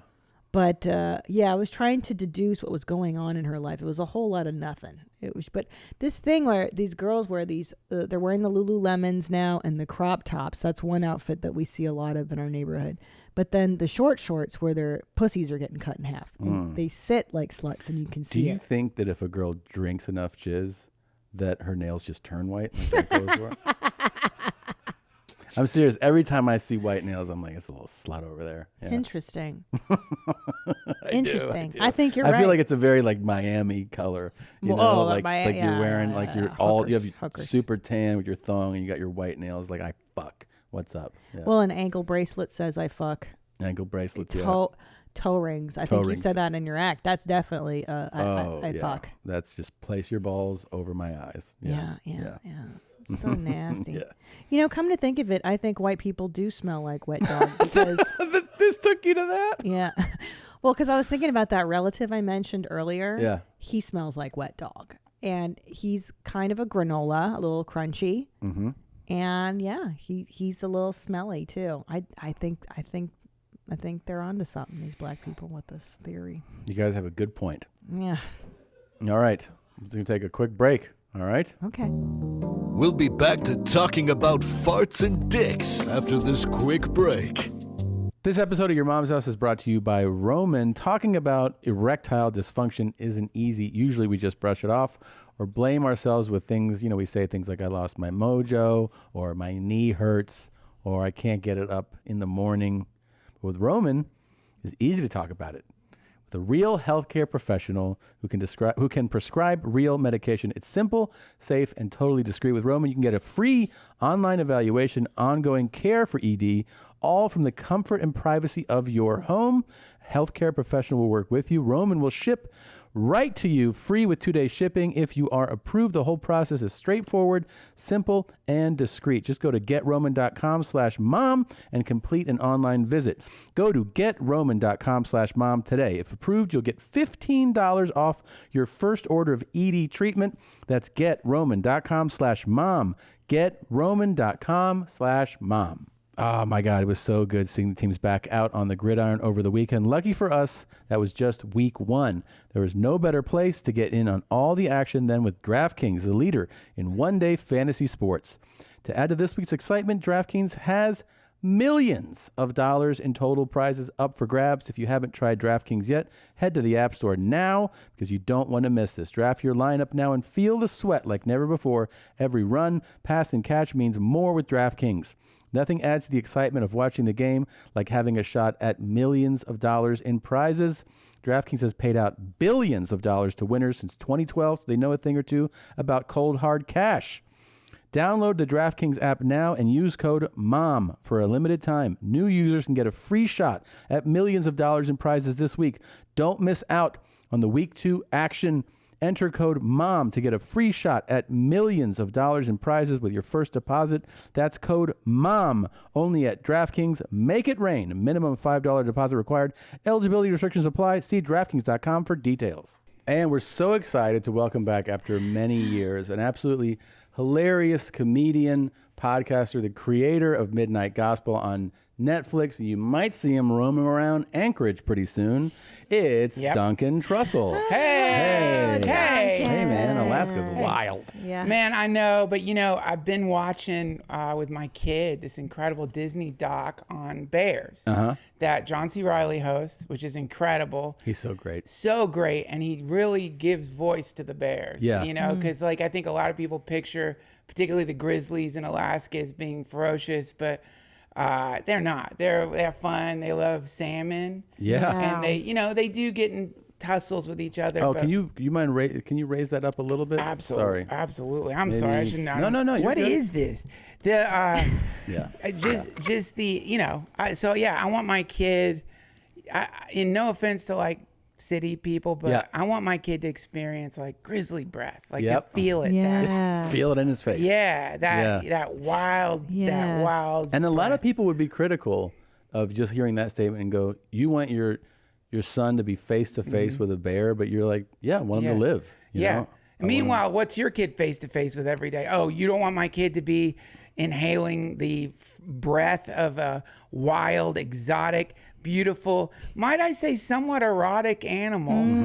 While what's your kid breathing in? COVID, smog, pollution, smog, your stress pheromones. You know what I mean? No, I want my kid to know what it's like to be in the face of a bear, and not just a bear, but all the wild animals of Alaska. Well, and what's neat too is that you get that constant sunlight for months and months, which is really good. You get all your vitamin D in those few months, and then you hibernate too, right? Bingo. Yeah. And the cool thing is you get so much of it, that then you're like, I don't want any more, and then you don't get any more. Because then Earth says, we don't put sun here for a while. Got it. Yeah. It's kind of cool. Yeah, also the whole sun addiction thing. You Yeah. know, It's a real problem. Everyone's like, I got to be in the sun. Oh, let me get out in the sun. And I hate that shit, man. It's like, who doesn't come alive at night? Yeah. You know? Yeah. That's so cool, man. Yeah. It's an interesting place to be going to do, your career up there. But I bet you'll come up with some cool shit out in the woods, hunting for meals probably. And Yeah, well, that's the other thing that's fucked up about a lot of places. And look, I know the laws in Alaska, and I guess for the sake of protecting my family, this is a joke. But to me, one of the craziest things right now in the United States is that there are laws that prevent you from having more than one wife. So stupid. So dumb. Yeah. And it's just, it takes a village to raise a child. It's let me tell you, many times I've said to Tom, I would love a sister wife, or wives plural. Yes. And I have no problem sharing him. He's very sexually vigorous and full. His erections are very powerful, even though he's 41 years old, unmedicated. So I'm all for it. My erections are not very powerful. I've got low T. I do medicate. It doesn't do much. Low T. But I'll tell you, this is again why I want multiple wives, because To wake it up. to maybe? wake it up. There we go. That's it. To wake it up. And so Now, is your wife, your current wife, open-minded enough, or is she dumb and not want you to have more wives? no, my wife is very open-minded. See. I have a couple of great brother husbands, and That's cool. we're like ready. Oh, you're to- already doing it. with Yes, it. yes. Are they cool? Like the brother husbands? Yeah, they bully me, but Yeah. I sometimes, but we get along. Yeah. Like we don't agree on everything. I'm not a car guy. Is it like a different days of the week belong to different people kind of thing? Like It's physical combat sometimes, or wrestling stuff. I'm not. Again, like I have low T right now, Yeah. and so like in the earlier days, I probably would have gotten jealous and really upset about having to vie for my wife's attention with a couple of 20-year-olds. Right. Well, I don't know about you, but I find it exciting, stimulating even when Tom has a new partner. Have you ever heard of NRE? I don't know if you're in the scene like we are. Polyamory? Are you polyamorous? I don't know. I don't want to put labels on things. Everything's a label. I don't call it that anymore. I know that's what people used to call it, but I mean, is the wind polyamorous? Right. Are bees polyamorous because they go to more Right. than one flower? Wow. When you put it that way, Yeah. that really does make sense. And we're not that different from them, are we? Bees? Yeah. No, not at all. Not at all. It's the same. We fly through the gardens of society collecting great ideas. Wow, Duncan, you really get it. That's not me. That's actually great. Kirk. Oh. That's my brother husband who says that. he said that? Yeah. That's pretty cool, man. So, my He's- poly people, isn't it just the most amazing feeling when your partner finds a new girlfriend or a new partner and you get to just soak up all that NRE and knowing that somebody loves your other half as much as you do, and waking up, they're still asleep, and seeing their phone going off, knowing that that's their new love. Just sending them messages and waiting for them to get up in the morning. My husband found himself a girlfriend. It's one of our best friends. And Wow. I'm so incredibly happy. I Yeah. can't share this on Facebook, but I get to share it here. Because I just can't hold it in. She's so amazing, and they're so great together. And I love seeing them holding hands. And my poly people, what's been your favorite thing? I could tell that it resonated with you differently in a I genuine don't way. feel like that. Yeah. At all. Like No. I have not gotten past it. I feel pretty unhappy every day. Yeah. Yeah. With your situation. Well, I'm Kirk you and know, Raj and all those guys. Yeah, but they got the COVID. They lost their jobs. Yeah. And so I've been, it's just a weird thing to know that and they just go on Amazon and order anything. That's the Yeah. other thing. It's like there's not a conversation anymore. And I just, I don't know. I don't feel that yet. I don't feel NRE, honestly. Yeah. I feel, pretty, I've been sleeping a lot. Yeah. Yeah. It's pretty intense, man. I mean, I don't know what it's like to be in that, because it sounds like you have how many brother husbands do you have? Right now I have 2 brother husbands. 2. Kirk and Lane. Okay. And then, but then also it seems like my wife has been chatting with Somebody else. someone, but I'm excited I guess, because he is a professor. Oh, so maybe this will be a little more of an intellectual. Yeah, so I'm hoping, maybe, but yeah. But then it kind of makes you go, where does Duncan fit in all this? Well, that's why I'm headed to Alaska. Basically the way my wife put it is go up there, you'll be like a pioneer. And scope it out for us? Scope it out and find out where the grizzlies are. Yeah. And go out there near the grizzlies to get Right. them comfortable with you. Oh, so you're going to go. I see. Yeah. Well, that makes sense. Yeah. You're the explorer. You know what's neat about Alaska is that the men outnumber the women significantly, right? Or is it the other way? Yeah, around? you sound like my wife. Yeah. But yeah, anyway, look, look, as far as I'm concerned, people live the way you want to live. Right. If you want to be polyamorous, as they called it in the old days, be polyamorous. I would not advise it. Yeah. As a man, as a husband, Mm-hmm. it is, again, it's like the kind of thing where it's like, my own razors gross me out. Yeah. But when Kirk has trimmed his pubes and you realize he used your razor for that. Yeah. And then you confront him and he punches you in the chest as a response. You know what I mean? And then it's just like, okay, so I guess I'm being censored here. Yeah. You know? It kind of breaks my spirit for you, but I mean, you're a tough guy. I'll say this. I'm glad that your outlook on some of these sister wives coming up is more positive, Right. I mean, as long as they look a little like her. You know what I'm saying? Like a little different than me. Yeah, no, they all have different colored hair, if that's what you're saying. Well- one's brunette, one's a redhead, But I prefer, I think what I'm trying to say is I just Yeah. want them to not I know, I get you. be too young or slender or... Well, the whole thing is like we're trying to make like a few more kids here, so I don't want them to be too old, Oh, right. Because I want to expand the family. Okay. Also, I mean, just think how good it'll feel to make love with some, maybe like a lingerie model or Yep. some, like a, I don't know, like a beautiful, hot lingerie model. Right. You're speaking my language. Nothing makes me happier when you say this stuff. I am just ear to ear. I'm kissing ass here because Kirk's an underwear model. And honestly, I'm hoping he hears this and leaves me alone. Yeah. By the way, one thing I really wanted to show you. Please. I wanted to show you this because, you have such an interesting mind to me and the way you see things. And you also know a lot of things. I would say I've had conversations with you where you've enlightened me so many times. There's a man that we found that reminds me of you. Okay. He's a little bit older. Okay. But his insight is what's incredible. Right. He knows so many things. So Okay. This is how we originally found him. Wow, This video here. Amazing. Welcome to Revelation Unraveled. This program is a continuation of my series on the Denver International Airport, and especially the murals and the art contained therein. Yep. Because they are evil, they are signs of Satanism, and on this program I will point out that many of them are phallic symbols. Okay.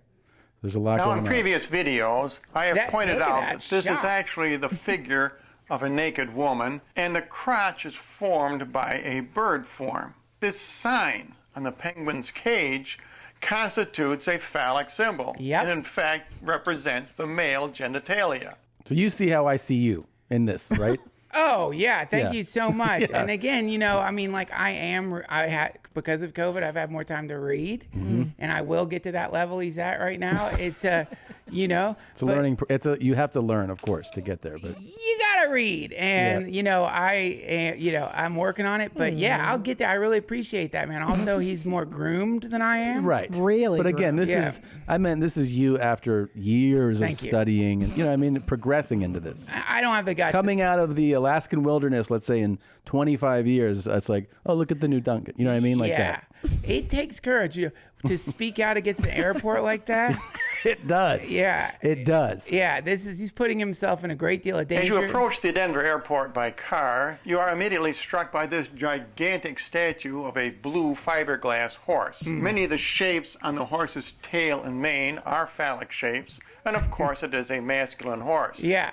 He sees dicks everywhere. Everywhere. Because, I did not see that. Well, that's the thing is we're all students. I feel like when I say we, I mean the world. Yeah. You know. Yeah, that's the thing. Yeah, it's amazing that he's able to expose so many hidden dicks. That's so true. So true. I mean.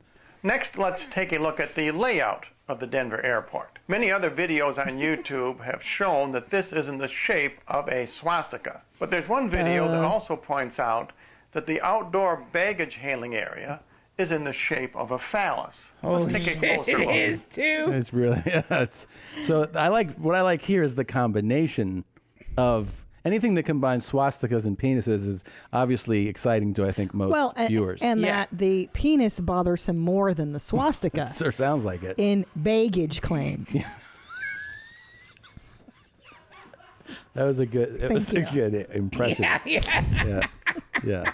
Yeah. I wasn't Of aware. course, as Christians, we need to understand that the phallic symbol is a powerful symbol. And many pagan religions worship the phallus because it's a symbol of life. But we know there is a more powerful symbol which negates the phallic symbol, and that is the cross.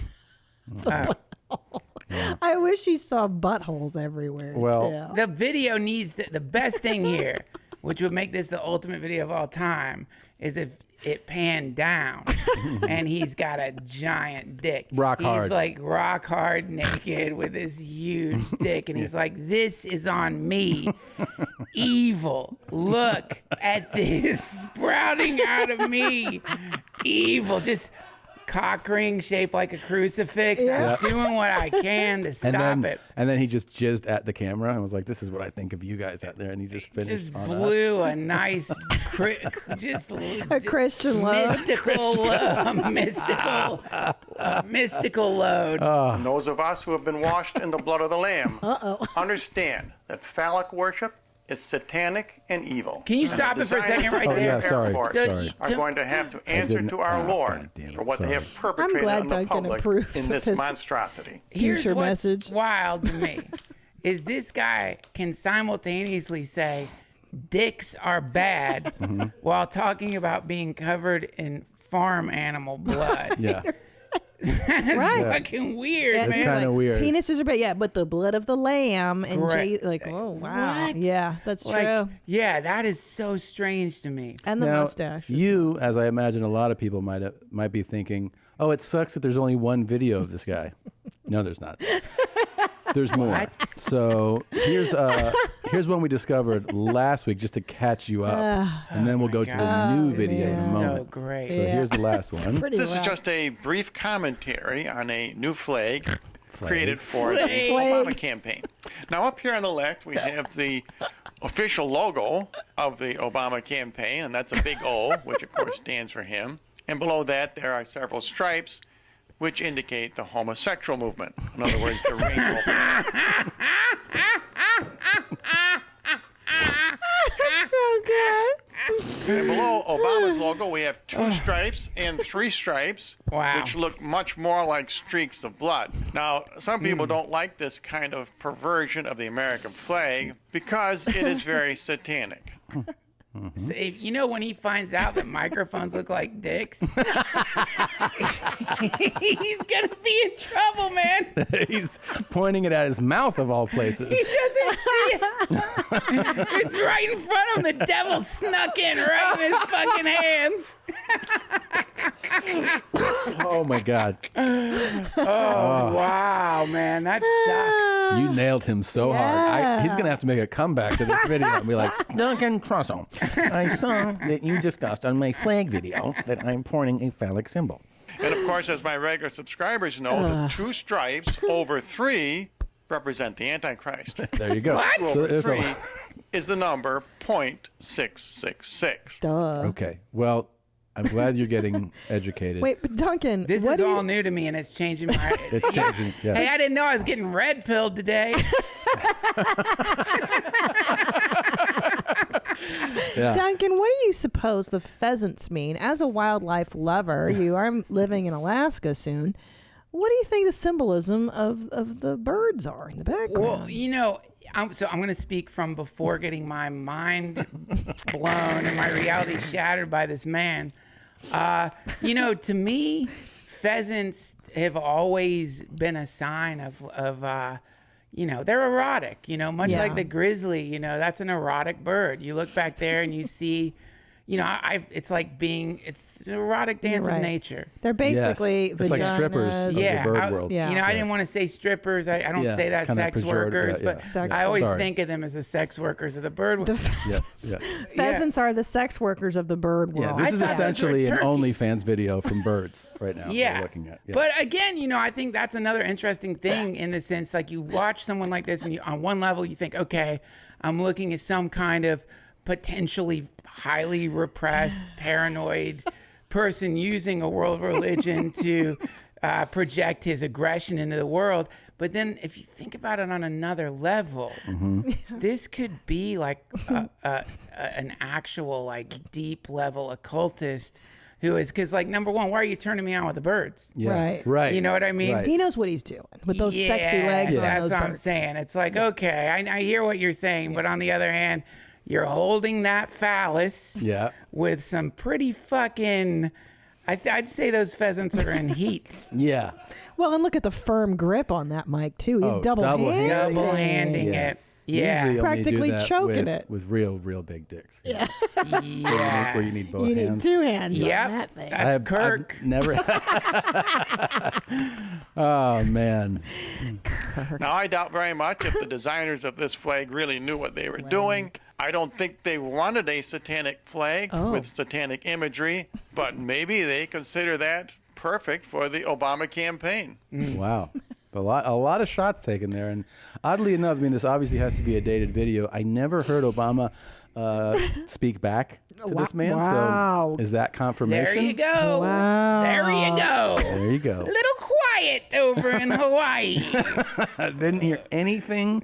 And by the way, we reached out to Obama's office, and guess what? They said no comment. Wow. Of course. Of course. Well, we all know what silence is guilt. Now we have a new video from this gentleman. I can't wait. Oh boy. I think it's probably going to be full of knowledge. Let's get right into it. This is the logo which the Vatican is promoting to announce the Pope's visit to the United States. And at first glance, you might think that this was a family logo promoting a normal marriage between a man and a woman. Yeah.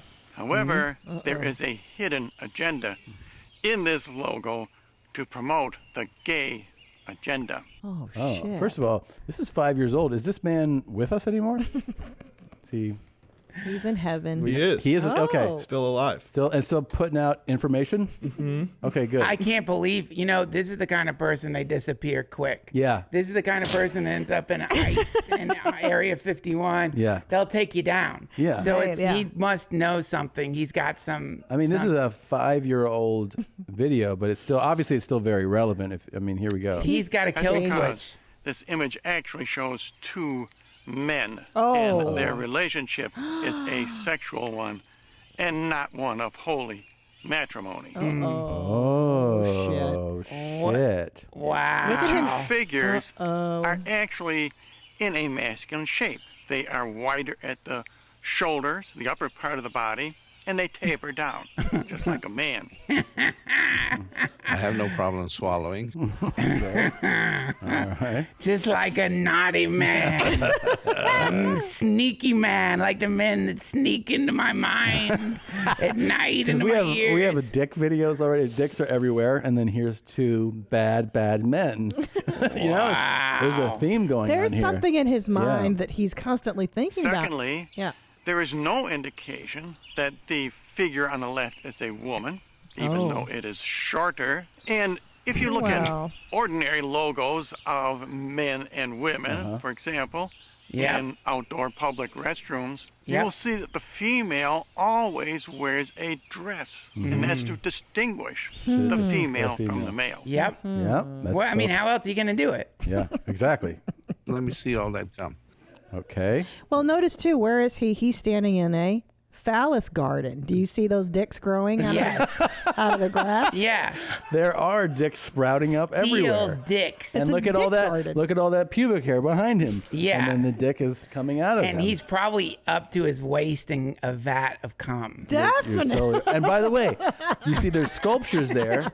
You see the sculptures? Yeah. The sculptures has holes. What goes into holes? Dicks. That's right. Tom, you and I are However, getting it. in the Vatican logo, there is no distinguishing between the male and the female. In fact, they are both male. And also the two children on either side. What are they? Are they boys or girls? God so damn. gay. Can you imagine getting kidnapped by that guy? Oh, Can you imagine, like, you wake up in a cabin with that guy and, like, you got to, like, listen to him for a year? And you would submit. Someone told me something really would creepy. submit. Well, You I mean, would. think about, like, it was a spook. I was so stoned with a friend of mine. He was saying, like, if you got kidnapped, at some point, you would just start believing what the kidnapper said. Yeah. Because otherwise you would go crazy. Yeah. So Yeah. that you would just kind of give up your past. And Yeah. they're like, I guess this is where I am now. I'm in this cabin. And what's the Stockholm syndrome, right? Where you That. identify, you sympathize with your basically your captor. Yeah. Yeah, And yeah. you start going like, yeah, no, he's right. I guess you're right. I don't know what I was doing. But this one would be painful because your mind would be the mind you have right now. Be like, the fuck are you talking about? But after, because he would be relentless when you're like, no, he'd be like shutting the door, locking again, Yeah. and then the next day he'd be like, so let's talk about the symbols of the Christ. And you'd be like, yeah, they're fucking everywhere. I know. I'll start teaching your teachings. Yeah. And then, but what's annoying with him and his symbolism is that, okay, a shorter being next to the right one. Yeah. Technically, women are shorter than men, and those are traditionally symbols for women. You understand? So he's bending other symbols to serve his purposes, course. guys. And Yeah.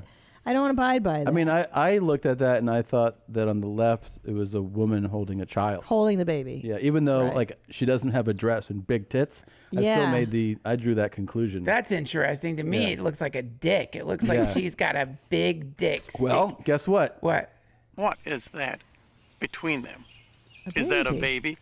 Well, obviously, no, it can't be a baby. Nope. That is, in fact, a hidden phallic symbol. There you go. What we are Hidden seeing dick. here You got it, is Duncan. an You're image of in. gay You know what? marriage and, in fact, gay sex. Oh, Oh shit! The way he says gay sex, it's the same way Yellowstone rumbles. It's like all that energy inside. Oh, it's sad. He's gay so. sex. Oh It's God, not man. gonna get hard till I'm ready to come. Yeah. Just like it's so sad. I mean, look, he didn't meet. He's trapped. You know, Yeah. that sucks. You know, because he's like always just like, you know what they say: opposites stand back to back. Right? Have you ever Yeah. heard that before? No. Yeah, and he's just like right next to heaven. Like as soon as he lets go Yeah. of this thing and just lets himself be gay, Yeah. he is going to Yeah. be in paradise. Yeah, the happiest. He'll be the know. happiest 85-year-old gay man in the world. In the world, Yeah. like I think maybe he is the reason They shit's will- weird in the world. They'll wheel Yeah. him in to like a blow bang, and they'll be like, "Here it is. This is heaven before you depart," and he'll just fucking Yeah. work his if way he can around. get over, the Yep. self-loathing. But this is of not it. just phallic; it is also. Here is where Satan is hiding himself Shit. as an angel of light. You look at that image and you think it is a family image. It is not. It is a satanic logo promoting gay marriage. Oh, jeez. Wow. So what's with the Satan stuff? So I know that he's blatantly homosexual, but how does Satan? What's the obsession? He's tying with the the two devil? together. I think just like homosexuality, satanic beliefs. Is It's satanic. all It's all bad. intertwined. Yeah. Yeah, it's bad. It's bad. It's evil, and it's all because his dick gets hard when he looks at cool-looking guys. Oh yeah, You know? that's all. That's all it is. Every time I see a guy, my dick gets hard, and I gotta rail against Those that. tasty cocks. Yeah, sees dicks everywhere. I mean, his whole world is just dicks are everywhere. Yeah, that's so crazy. That's going to be the weird moment when he meets God. Yeah. And God says, I made you the gayest man. Like, I made it so you could, like, fuck and suck and enjoy other men's bodies. Yeah. And the whole time, you saw dicks everywhere. I put dicks all around you to lead you to where you want to be. And instead, you rejected me. Oh wow. He's doing that's really deep. this I like type of that, video. Duncan, You're yeah. totally right. He's doing this type of video instead of this type of video. Okay, you come. Let me see how much you come. Let me see all that come. How much? How big a load I'm gonna swallow? You know, he could have been doing this. I need it. I need it right now. Wow. Right now. Okay. Can you see this? No. Okay, give it to me now. Are you Give not it allowed me to now. show? You're not allowed to Give it show to him jerking off. Well, Come no, on, but Mark, I can. don't be stingy. I can show you later. Okay, thanks, dude. Cool. So Zoom it down. You can't tease us like that. What's going on here? Duncan, I have a Mark. question. Yeah. Okay, Oh, I it's can feel it. Oh, that's gonna be good. I'm gonna oh, throw that's up. It's gonna be good. So He's looking forward to it. so it's 1 year with this guy. You're his hostage. this guy Ed Asner, or 1 year with the dick guy? I'm taking Asner any day of the week. That's a free being. That's a free. You're right there. You're looking at a purely autonomous, actualized being. It doesn't necessarily match my version of what enlightenment looks like. Like beating off in your apartment with like that weird Tony Robbins headset on. But Headset kills me every time. Yeah, what the fuck? Like he had to get that to masturbate. Yeah. Which is. Yeah. I'm telling you, it's like, I was on the way over here. I was talking to a friend of mine. I'm like, I'm going to your mom's house. And we were talking about, he was like, oh, you're going to see some TikTok videos. And I was talking about, I love those TikTok videos. And I was about to say something really judgmental. I was going to say, sometimes when I watch those TikTok videos you put up, it's like looking at like a level of hell or something. Like I was going to say something really fucking dark and mean. But before I could say it, he's like, yeah, you see those TikTok videos and there's a part of you that thinks, wow, I wish I could be that free. Yeah. And it was so smart and philosophical. And I felt like, God, I'm such a judgmental shithead. Yes. That I'm like looking at like beings who are like truly who they are. The difference between this guy so true and the Dick Garden preacher is that the Dick Garden preacher doesn't want other people to be the way they are. That's when he becomes evil. Very interesting perspective. This guy isn't sitting. I mean, this guy's like celebrating his ability to orgasm. Yeah, he's like a happy guy, basically. Yeah. I mean, he's How's that? No. Is that better? Leave the shirt on. That's please. fine. Leave the shirt on. Oh yeah. No, don't take it off. Don't take it off. There I don't he know that I goes. can. Well, let me take this off for a minute. Yeah, there goes the headset. See, that's a problem for him. He thinks about that off camera sometimes, how to work out. Get his shirt off without pulling that thing off. I guarantee that's like I bet he has other friends who do this who are like, hey, I know a better headset where you can get your shirt off. Yes, I am. Is that okay? Well, I'm half cut. Let's put it that way. I'm half cut. Well, because I got cut when I was adult. I was in the military and the doctor messed it up. Holy I had a shit. virus and that's like I had what they that's called like a Oriental tree warts. growing in Colorado So in the he was snow. supposed to circumcise me completely so that you missed I wouldn't have the problems, and that's as far as he got. Wow, that's wild, man. Yeah. How about that? That happens to us. We're in these bodies and it's like, you're going to, isn't that crazy? Yeah, it is. That fucking happens. It's crazy. Whether man. you're into like jerking off on camera or whether you're like saving the world, you're still like, our bodies get so, that just happens. It just happens, man. That not everybody, what the, wow. See, I just pulled the skin forward the way it's normally when it's asleep. He's like the David Then when it Attenborough gets of jerking big, well, off. Comes right out. It's like I can see what you're doing, but he's still. You know what? It's for people in the audience who might be vision impaired. Right. Well, there's it's really nice for people. Here's another video because we have. That's him and the guy that he video chats. That's with. Mark. Mark. Yeah. Now, interestingly enough, Leo's very chatty when he does his sessions with Mark on the phone. Yeah. He's quiet as a mouse here. Super quiet. Okay. Two things. One, I'm gonna say, and I don't mean to do conspiracy theory shit here. Yeah. But I'm not positive he's like, is he giving him a blowjob? Mark is. But to me, that reminds me of like in the movies when you like get the right angle and it looks like you punch somebody. Yeah. I think he's doing. You know what I mean? Oh, You're questioning if it's really happening. I here? don't think he's really. I don't know that he's sucking his dick. Wow. What do you think's happening? Play it. Let's see. He's fisting him? Oh, This shit. is the kind of thing we need to get the dick witnesser to look at and break down. The Dick Gardens guy needs to be there. Because like he would be like, here you see the what? Now that's real. I don't know for sure that he's penetrating him. I mean, look how quiet Leo is here. He's not even saying a damn thing. I'm sorry, y'all. I think you've been had. Like I think Shit, really? I think that's simulated sex. I think it could even be a green screen, man. No.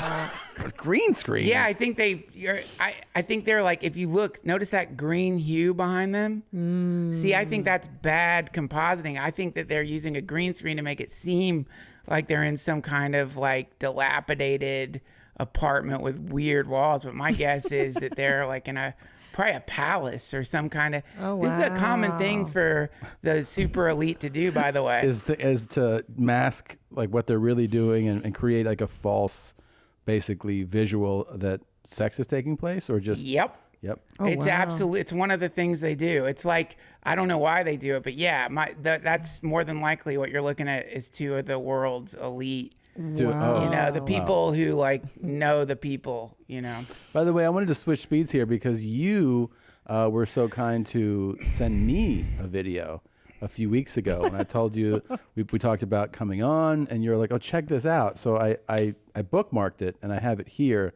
Maybe you could tell us what's going on. May I just ask one question though before we dive in? I'm so sorry. Sorry. To go back a second, I don't know if you can even go back, but and maybe this is a question for your viewers. Do you think when you're being penetrated, Tom, that it's okay to not react? It's okay to lay there like that? I don't think that's nice. Yeah, I agree. I think that like, especially being penetrated anally. Yeah. Vaginally, you know, sometimes, I mean, I've been with women who are like, why don't we start? And I'm like, it's all the way in. Stuff like that. Yep. You know, I'm talking about older women, long time ago, I mean. I know what you mean. Yeah. Many years ago. But then, like, I feel like anally, you should give a little bit of like, oh. Well, it is something. It's a different region. It's a hey now, and it's for him to be stone faced. Yeah. And not only that, can we look at Leo and Mark again? Just the imagery. Do you okay. It's hard to go back. It's hard to go back. Oh, I'm sorry. Yeah. The point being that you see Leo, who looks to be about 9 months pregnant, right? Big hoochie. And as you and I know from me being pregnant twice, that's a really hard position. That is. To get into. You should have done side meat or big pillow here and been in the dog or something like that. Yeah. I think, I don't know. But that kind of speaks to his elitism, I think. The fact that he was like, I'll lay on my back with my big hooshy. Right, like he's the queen. He's like, I'll just lay back and you do all the work. Topping from the bottom. Right. Yeah. Right. Yeah, I guess that's the analysis. Yeah, I don't know. I just feel like you could at least like something. Yeah. He's so entitled. I mean, he didn't make a peep. He seemed like he was napping. Yeah. Oh, wow. And not even looking at Mark, just like. Yeah, he's kind of staring off. You're right. Maybe this was a simulation. It's almost like Mark was like, can I? And he was like, fine. Yeah, that's it's a pity fuck. Yeah, that was a pity fuck. Like, did Mark pay you to do this or something? Yeah. I didn't feel the excitement. I know what you're saying. Like, I want to feel something. I want to feel your asshole get penetrated. I want to feel that initial. Whoo, that's right. Yeah, exactly. It's like that first taste of a Fresca. Yeah, but this guy's like just chugging the whole thing. Look, man, I think relationships take work, and if you're gonna. Yeah. Put a little into it, man. Put something into it. That's my hole. Yeah. That's where it spits. Okay. So. That's him during phone sex or whatever. Video sex. He's very vociferous. Very vociferous. Yeah. Now, is that the poetic? Duncan, what did you send us with? Oh, yeah. Because this is from the Trussell collection. Yes. This is like, I think this is one of the ways we've connected via texting. Is I started sending you some videos that I have found. By the way, over the year, you've sent me some alarming, like really eye-opening videos. Yeah, I get sent a lot of stuff. I know, and I'm not going to waste your time. So I only send you the finest. Yeah, and this I was like, what? You're like, dude, this is a whole lane. This is a whole lane. Yeah, this is a whole genre of videos, but and this is what I like about this one is that it's clearly like this is his art because he's calling it Mark Martin Manure Tank, right? Like it's like he wants people to know that this is even punks might take showers. So there's a tagline, even color. There's a lot of these out there, which is that I didn't even know. If I'm thinking of a manure tank, I'm thinking of like it's going to be just filled with like solid shit. Right. But apparently there are these tanks out there that have like liquefied shit in them. And I think probably one of the problems if you have one of these tanks as a punk, will climb over your fence and bathe in the liquefied shit. Because some farmer came out and was like, motherfucking Mark Martin, get the fuck off my farm. He knows his name. God damn it, Mark. Oh, very erotic. Yeah. It's like, I didn't get this far on it, dude. I'm going to be honest, man. I watched him pour out, and I'm like, just send it to you. I didn't know he did that. Let's keep it rolling. Holy shit, that's like an escape. Wow. I like this. Oh, I like the eye contact, and I like that. How about that? Wow. He's got a brewski in his hand, too. Oh, he does have a beer. Yeah, I think I would ask for a beer, too, if I was shooting this scene. I'd be like, can I get a beer while I do this? God damn. Man. I like everything about this, Duncan. Thank you for sharing. I would love to know if he's on any tea supplements. Yeah. Because, like, this could be you. I would love to have that Imagine much on sexual vigor. Dude, that like a spring, like a hot spring day in Anchorage. Yeah. And you're going for a walk, and it's a beautiful mountain range, and then you see mud spewing out of a fucking tunnel. And you just start laying and rolling around with all that tea, that new tea that's like raging through you. I love it. Maybe like a grizzly sees me just watching as I hump mud. Yep. And then instead of like attacking you, he's like, he sees you as an equal. Like he's like starts rolling around in the mud with you. Imagine that, you're wrestling with a grizzly up there. Holy shit. Pretty cool. He takes you with him, mate. Oh. I wouldn't open my mouth, though. How's he? Yes. He's free. Look at that. Reborn. Oh. Wow. All for the art. Close your mouth. Close your mouth. Oh, now in the crotch. Oh. Now he's masturbating. Did you get this far? I didn't, man. I didn't know. I probably should watch whole videos before I send them to people. I don't know. It could end in so many terrible ways. Where you could call the cops or something, where you're like, dude, I have to ethically call the cops. I don't know. I didn't know. Like, I think also, he's kind of tearing up the scenery here, hamming it up. I think once you've done the shit bathing, following that with some it's hard to follow. Yeah. Now, let me say though, I mean, as a curator of the Bizarre video, I really like this. I see it as it's a good aesthetic choice. I like his outfit. Art. This is art. No, I really am enjoying it. I'm drawn to it for some reason. I find it intriguing. He's very charismatic, this guy. I like this. From this clip. I'm into it. I like it even more. So this is how you top it, actually. This is the finisher. That's wild to me. Like, you can show someone rolling around in shit, but you can't show it spit. Yeah. Silly. Oh, he's drowned. Wow. Oh, wow. What a performance. That was really strong. Good job, Mark. That was incredible. That was really something. That was really something. I like the pink border too. Me too. It adds flair. And the choice of like grayscale is interesting. We actually had cool. something in this space a long time ago, and a lot of people saw it as our original "might make you vomit" clip. It was like it was the line for a lot of people, and this is the clip. Oh fuck. Oh yeah. I remember this old classic. Remember this? Yeah. A lot of people were bothered. This is like the problem. If you don't look, an unruly gimp will get in your septic tank. They're known for that. Yep. Gang, if you're gonna, I'm telling you, if you're gonna have a gimp, and you think they're not sneaky, because a lot of people, they will have a gimp, and they will get tricked by the gimp into thinking they're slow. Yeah. That's one of the first things. Yeah, they're not. New gimp owners are inevitably like, they realize these things are fast as fuck. They skitter, they get under stuff. No, they're gone. And and then for sure, if you have a septic tank, this is whenever I've gotten messages from people regarding like having lost their gimp, I'm always like, where's your septic tank? Yep. Do you have an in-ground septic tank? And they're like, yeah. I'm like, go check, and then send me an email. And they're always like, thank you.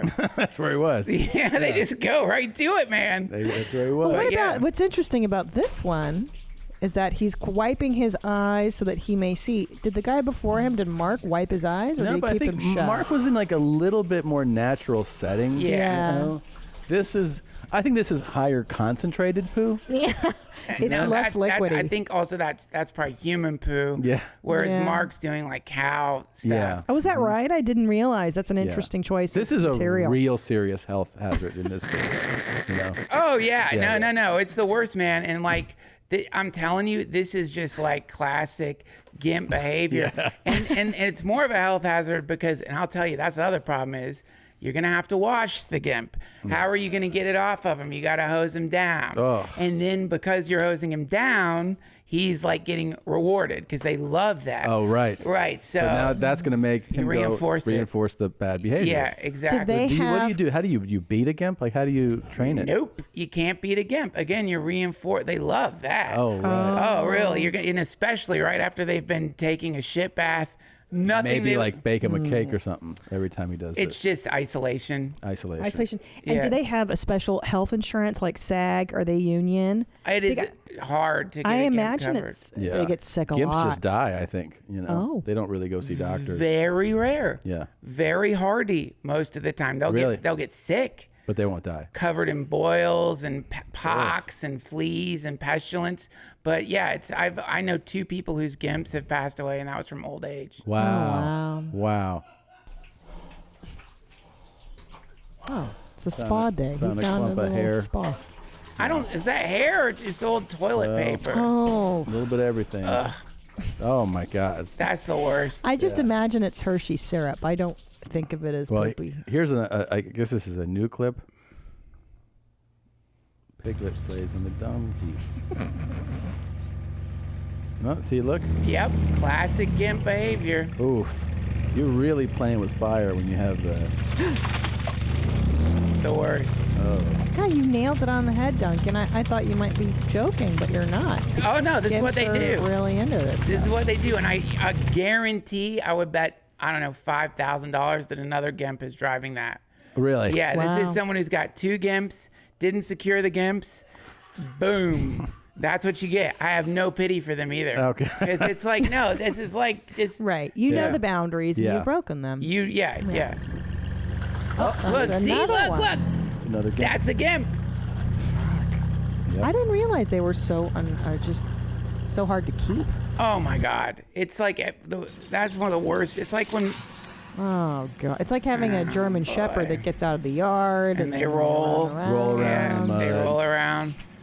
It's just, and they honestly, like, he thinks he's being so clever. He thinks he's like, every GIMP has this weird sense of pride, and they revel in escape. But yeah, it's just, It's annoying because you're like, hey, I've given you this great life. I Yeah. feed you I 3 feed times you. a day. You've got the 3 times a day. No. No. That's, you got to keep them pretty hungry, actually, because again, this is an overfed GIMP. Yeah. It's got the energy to get out and do that, you Yeah. know, which is like clearly Put whoever's them in a caloric deficit, basically, right? Yeah. Oh, yeah. Caloric deficit. Feed them. You know, you're gonna give your GIMP like half a glass of piss and some mashed potatoes every day. And then you got to watch because, you know, you want to make sure they're not starving. But look, the problem with a popular podcast like yours showing this is it does the same thing that Beverly Hills Chihuahua did for Yes. Chihuahuas, but for GIMPs. Oh. People You know go what I out mean? and they buy them. They I think want they're a GIMP, cute. and Yeah. now you guys have all these people getting GIMPs, Yeah. not taking care And of then them. it's like, we didn't mean for that to happen, but look what we did on accident. Yeah, man. Yeah. And I now, got it. That's a good point. And you're gonna All get right. septic problems all over LA because Scratch this whole segment from yeah, I would cut this be for sure, responsible. Yeah, my bad on or that. put a warning up or something. You know, That's a good point. Yeah. Let's not people. Hey, by the way, if you're watching now, don't think that you know just how to handle a GIMP just because you saw a segment on our show. Yeah, you don't. It's actually some people like it's passed down over family lines Sure. for generations to really like take care of a GIMP. Yeah. So you have, you're going to live with the Bears, but what actually prompted you to want to leave LA? Right. Well, you know, I'm not a homeowner. I rent. Yeah. I'm renting a place that's ridiculously expensive but wonderful, and I just feel like living in a city that's locked down where you can't do stand up. Yeah. And you know, like if you're gonna eat, you're gonna be like, if you go out to eat, LA is beautiful, man.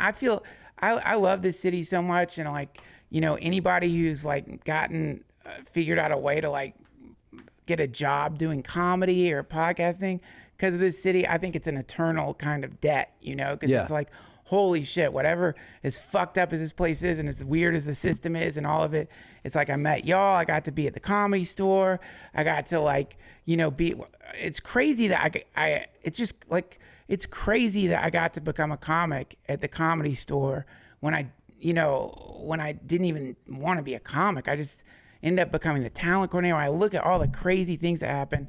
I love this city. I guess I'm just saying that because I don't want to sound like I'm beating up. Like you're shitting on the city. Shitting on the city.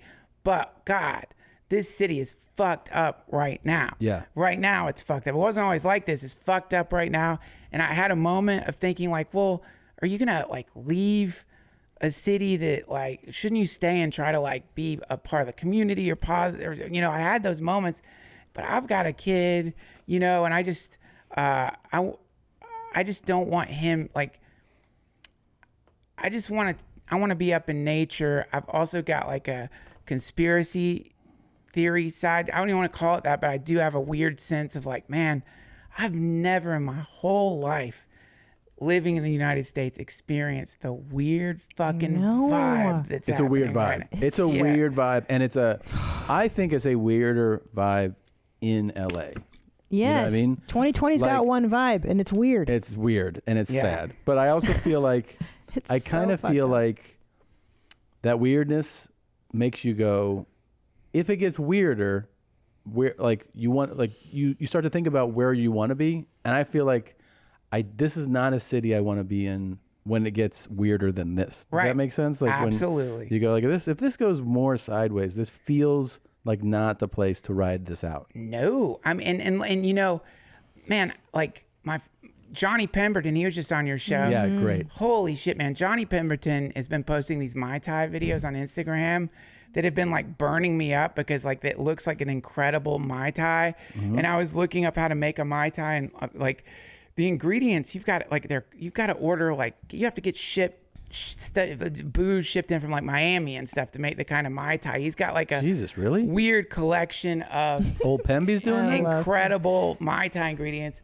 It's the sweetest thing. Came over to my house to say goodbye, but under the auspices of making me a Mai Tai. And he made this delicious Mai Tai. It was incredible. It was like a tropical pan made it. It was just the best fucking thing ever. And we're standing in my pool during the heat wave, 112 or 15 degrees, and the light is yellow from the smoke, and then it starts snowing ash. And I'm sitting there thinking, this is the kind of thing where, and I don't want to sound cheesy or whatever, but like, you know, you listen to the earth and it's like, it's snowing ash. The sky is yellow, and it's hotter than I went to India once. It never got that hot. It's so fucking hot. Like hot. Like this is like you were in an oven hot. And I know other people in other parts of the world are like, shut the fuck up. It's a 7. Well, it hit 120 in parts of the valley. Yeah. So that's pretty world-class heat, actually. Pretty world-class heat, man. And also, I'm not a homeowner. If I owned a home, it's a whole different story because like it's like you know you're investing in your property and like stick it out. But I'm renting in a city that I can't do comedy in. How much do you miss doing stand-up? A lot, man. But I miss it. It's like a, I don't know, man. I feel like I've all like you. I know there's so many great comics at the Comedy Store. I've always respected your work ethic, and like have recognized like, holy shit, man, this is like a mystical activity that you're doing, and for me it was like I love it, but I don't know if I love it quite as much as y'all do, and I don't have a problem saying that. I still love it. It was everything. Yeah. Going to the Comedy Store and doing stand-up, it's everything. It wasn't just like cathartic. It was like a community. Yes. And you know what I mean? You're hanging out with like just that thing where a comical that you respect after you get off stage will punch up a joke and like all those just moments that were happening there. Damn it, man. It was so much to me that I was literally staying in LA for it. Like that was it. I did the Midnight Gospel, but in my head, I was always thinking, if the Comedy Store goes away, I don't think I'm going to stay in LA anymore. It meant that much to me. And I know there's a lot of A lot of people feel the same way as you. Yeah, man. It's really, because we talk about moving a lot, and to me, that was my first or second thought was like, the Comedy Store, but it's our community. It was where we went when Brody died, and like, remember that? Like all of us. That was actually an that was awesome night. Crazy, I mean, for as sad as the circumstances it was, that was an awesome experience. To be with all of us in the for main everybody to room be crying together there, collectively was like really, really special. It and was. I feel the same way you too. Like I'm crying even just thinking about it, because it's sad to see. I grew up here, and to see the city where it is now, it's like fucking Mad Max right now. Yeah, it's crazy. It's horrible. Yeah. And I don't know what the answer is. I don't know what to do, but I mean, I just like, I feel like, I just think you have to listen to, this is what happened was, and again, man, I really do. I've been doing acid since I was 16. So when I get an idea, sometimes I really have to give it like 2 or 3 or 4 days to be like, you sure about that one, Duncan? Yeah. And I'm lucky because I have this wonderful wife who is the opposite when it comes to conspiracy theories and stuff. Because I really, for a second, when this stuff was going down, I was fantasizing that a meteor was going to hit By the way, planet. the way that you speak sometimes and the way you do bits, when I saw you at that thing, you said, "This is my wife," and I was like, "Okay." And then you're like, "Yeah, my baby." I'm like, "You had a baby, okay?" And I totally thought and I go, "Shut up! It's not your kid. Like, whose baby is this?"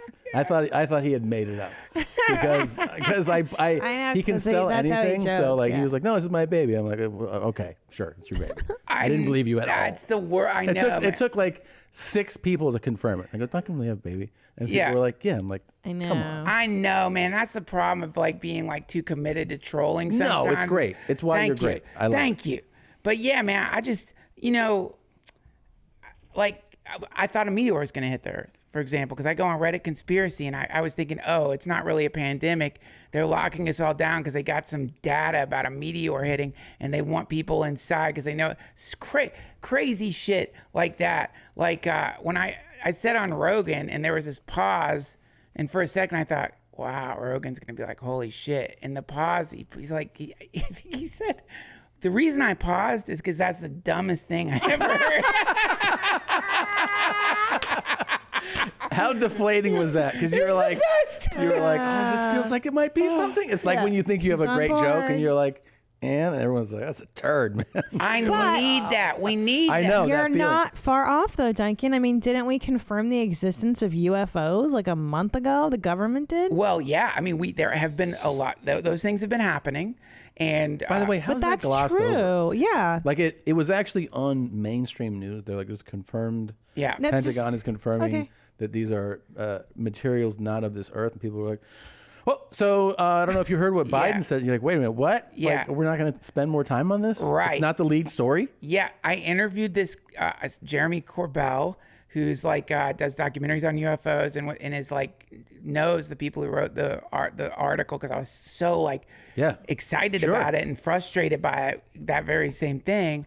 And like he said, he was brilliant, but he like one of the things he said, we were just, I want to believe that he is saying things in a way because he knows them, but he can't say I know him. He's like someone who's been in front of Senate and stuff. And like, he was one of the people who, like this shit has been happening so much in the military that there are people who've gotten radiation poisoning from being around them and they're not getting disability pay. And so it's like a real issue in the military. Not like an issue like it is for hippies like me, or like, I knew it means a galactic consciousness or something like that, but an issue in the sense that, like, number one, it's a massive threat to have things that fast that are using like physics that theoretically they kind of understand, but we don't have. And so that means that if they did have any kind of wreckage or anything like that, the reason, because what I've always thought is they don't want us to know that these beings are visiting us, because if we know that, it disrupts the power structures of the earth, because so much of what makes a person a statist or like stuck in their lives is that we can't get off the planet. Right? Like you can't get off this fucking thing. So everyone has got, what's that syndrome you were saying earlier? Like Stockholm. Yeah, right. It defeats the system. It'll wreck the whole system. Exactly. What percentage of people do you think would depart if they were like, you can leave? Right now, I think everybody in Los Angeles. To me, yeah, Right? exactly. That would be that. Like if I've thought about this, like if all of a sudden every single one of us had access to not just the vehicles, but we had a place to go. The funniest thing would be watching all these shitty politicians who have been telling us how to live just be like, see you later, Lindsey Graham, to watch him fly away. Like, bye, Earth, I'll see you around. This motherfucker who's been telling us how to be. They would all leave, you know? And so much of being human is being stuck in the gravity well of planet Earth. Anyway, these were all my considerations regarding why the disclosure hasn't happened. And in this conversation with Jeremy, I realized, oh, no, it's actually it's way more boring than that, which is if the military has managed to get one of these crafts, and the way he put it and the way he said it was, this is just my opinion. I'm not saying this is real. This is my opinion. So I'm just saying that on his behalf. But he said, the problem is the material it looks like something constructed it by putting atoms together intentionally, like on the atomic, like pushing atoms next to each other in such a way that it produces this like a gravity propulsion, which means that, so the way, like, you know, again, man, obviously, clearly not a scientist here. You know, if Kirk was here, he's more into cars. He could explain it to you. But the idea is that there might be a way to produce a situation where it's like you're falling forward. So these devices make it so that suddenly, instead of like down being there, down is anywhere you want it to be. And if you could do that, then you're always in a state of free fall, meaning that you don't have like thrusters or whatever. And anyway, the point is, the reason they wouldn't want people to know that this is real, or even to think it's real, or even to imagine that we have it, or to reveal what we have or what we figured out, is because what the fuck are we going to do if China or Russia or anywhere else figures out how to make these things before we do? It's like, if you look at the atom bomb, they kept that such a big secret because we wanted to be the first people to split the atom. And so this is one of the theories as to why. Now, why all of a sudden they would be revealing any of the data at all, why bother, is beyond me. And why they'd be doing it during a global fucking pandemic when everyone's freaking the fuck out. Anyway, hold on to that shit unless you need to, right? I mean, you know who you just reminded me so much of. And those of us who have been washed in the blood of the Lamb understand that phallic worship is satanic and evil. I just got to say this real quick. Yes. That, you know, they're called Tic Tacs. They kind of look like dicks.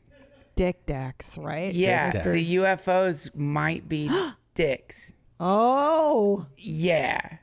But I don't know, man. Weird shit's happening. Weird shit is happening. Weird shit's happening, and I, you know. Did you have so I don't know if you experienced it a lot the way that, you know, that I did, for instance. So, you know, it was like March 10 or 11, and I do a show, and they're like, you're supposed to do a show Saturday. Do you want to keep it? And I was like, and they were just like, you know, there's this virus, and I was like, just move it to April, right? So you move your March shows to April. Yeah. April, things are taking a turn for the worse, and they're like, I think we're going to put these shows in May.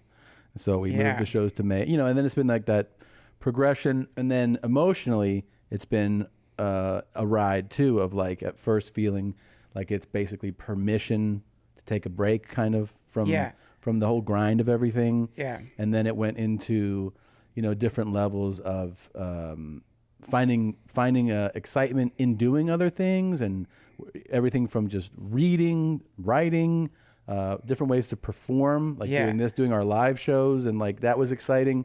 Then you still would get to like points of, you know, a type of depression from not doing stand-up, you know, like, and also being somewhat addicted to the nature of being a touring like I realized that I miss even like, what's my routing this week? What's you know, like I'm hitting, okay, we're going to go into Houston and then do Dallas. And like that whole thing is part of an identity, and then the identity is gone. So then you're kind of like scrambling, like, where am I in all this, you know? Yeah. So all that together. But did you have like a moment where you were like, oh no, we are going to leave? You know what I mean? Was it a slow decline? I had, so I had been getting that same thing that was making me think a meteor was going to hit, but with like, I was getting this like hippie, like, you know, I don't know why I feel like I have to call myself a hippie to you guys, because I feel like I don't actually, probably am not really a hippie, but I was getting this weird sense of like, you gotta leave, like you can't stay in the city. And remember that fucking earthquake we had? And I've been through a lot of earthquakes, as y'all have, but that one was like, it felt angry. It was like, it was like, you know, it was like Get out of here. It was a dog with a, Yeah. and also the other problem is like, I'm like, you know, having, you know, I love Ram Dass. I love like. I was going to bring him up with you, and I know he passed. He passed, yeah. And I think about you every time I see something about him. How are you handling that? Fine. I mean, he really, you know, he wrote a book right before he left his body, and he was like so. He's great. Yeah, I'll cry looking at him. He was so good at like getting his, like, you know, I think he would think it was funny that people were upset that his body wasn't here anymore, because so much of what he taught was like, you're not your body, you're more than your body, you don't have to, and he was very much into like sitting with dying people and people who are near death, helping them like let go, and just a beautiful thing. But you know, because of that spiritual stuff, I do have this part of me that's always like, look, that's a projection. The earthquake isn't angry, you're angry. You know, that, but sometimes it isn't like that. Sometimes shit is legitimately bad, and you need to readjust and get the fuck out. I agree.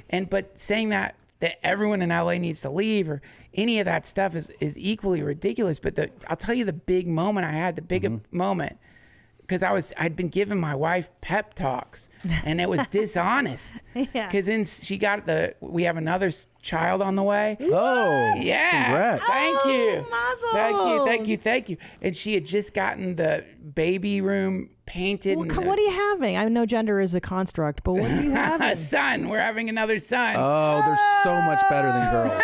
I know, They're great at everything. At everything. Look, by now we all know that for sure. Lock it man. down, bro. Your life's about to get 10 times crazier. I know. But I love all that stuff. Great. I love. You know. Real quick, let me tell you this real quick. We Yeah. had our cousins over. My cousin's my same age. He has 2 daughters, and they came over, and they had a food plate, and they brought it by my other son, and I saw him look at it, and I go, "Do not grab that, and do not throw that." And they both went like, they looked at me. Yeah. And I was like, "Oh, do you not tell your girls that?" And they were like, "No." I was like, that's the difference. Yes, man. Little I know. boys, you have to be like, stop fucking breaking shit. Yesterday, I told my young one, get your hand out of your ass, because he put his hand in his ass in the bathtub. They're fucking crazy. They're crazy. Oh, I am really obsessed with my Whoop. Tom and I are deep into Whoop game. It's so amazing. I'm serious. I love this product. I love the fact that it analyzes everything I do physically, and I have so much insight into how what I'm doing affects how my body functions. I love it. 100%. Seeing the strain, seeing the recovery, seeing how I slept. I'm just obsessed. Everything. And you can see how caffeine impacts your sleep. You can see how well you slept, how many disturbances through the night. And you know what I love most?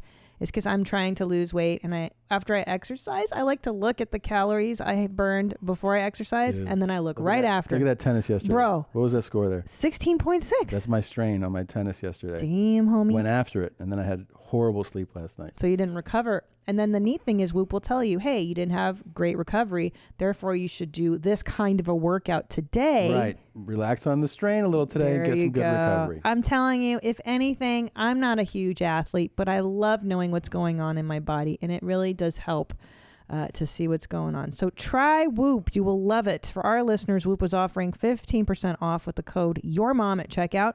Go to Whoop, WHOOP.com and enter YOURMOM at checkout to save 15%. Get to know yourself on a deeper level. Unlock yourself with Whoop. Sorry. Anyway, sorry. What were you Keep saying? going. Continue. Don't be, So man. you're I giving think your wife the pep talk. Yeah, you She's give her the pep talk. pregnant. But inside, I'm getting like Old Testament style message from God, Yes. feeling of like, you should leave now, go, Yeah. leave the city, go. Yeah. And like, but I'm like, it's going to be fine, babe. You know, this pandemic, it's going to pass. And we've got this beautiful house and we're in a lease and let's just stay. We've got a yard for the kid. And, you know, do you really want to move during your second trimester? And, you know, that's going to be, and then I like literally like Joey Diaz calls. Oh boy. And I get on the phone with him. What are you doing right now, dog? That's a perfect impression. And Duncan, listen, you got a baby. You got a beautiful wife. That's out right. now. Get out. That's Get out. actually, he didn't say that because you know why? Because Joey would never, I don't think he would encourage, like, Why are you but fucking around, he just said he was leaving. Yeah. And it was hearing Joey Diaz say he was leaving Yeah. LA. Joey Diaz, who takes acting classes, you know, two times a week. Joey Diaz, who fucking like, if anybody is dedicated to like going on audition, if you're not going on auditions, what are you even doing in the fucking city? Monday, I got jujitsu. I got Monday, you got jujitsu. Yeah. And can you podcast Tuesday? Tom, Tuesday I swim. I'm like, I don't know your got fucking his whole thing. extracurricular schedule, man. Like that for me was like, that's when I realized like I gotta stop lying to my wife that I feel okay being here. Because he basically told you, and you're like, oh yeah. If so he's leaving, you know, Rogan leaving, it's like, well, you know, he's going to Austin. I get it. He wants to do, I get it. And I understand it, like, but, and it did make me think like, damn, that sucks. Joe's leaving, but Joey leaving, yeah, uprooting his whole fucking family to get out of the city. Mm-hmm. That was the one where I'm like, okay, yeah, and there's I gotta more. go. There's more people leaving. I know. I mean, I don't want to like tell everybody's stuff because I don't know. Spoilers. But I've talked to now a few more people who have left. We've looked at it, you know. We've looked at it. We've looked at Texas, Idaho, Wyoming, Alaska. Yeah. It breaks my heart. And Tennessee, here's the deal, man. Having grown up here, back in 92, we had riots. We had fires. Yeah. None of this shit is new to LA, okay? We've been done through this shit a few times.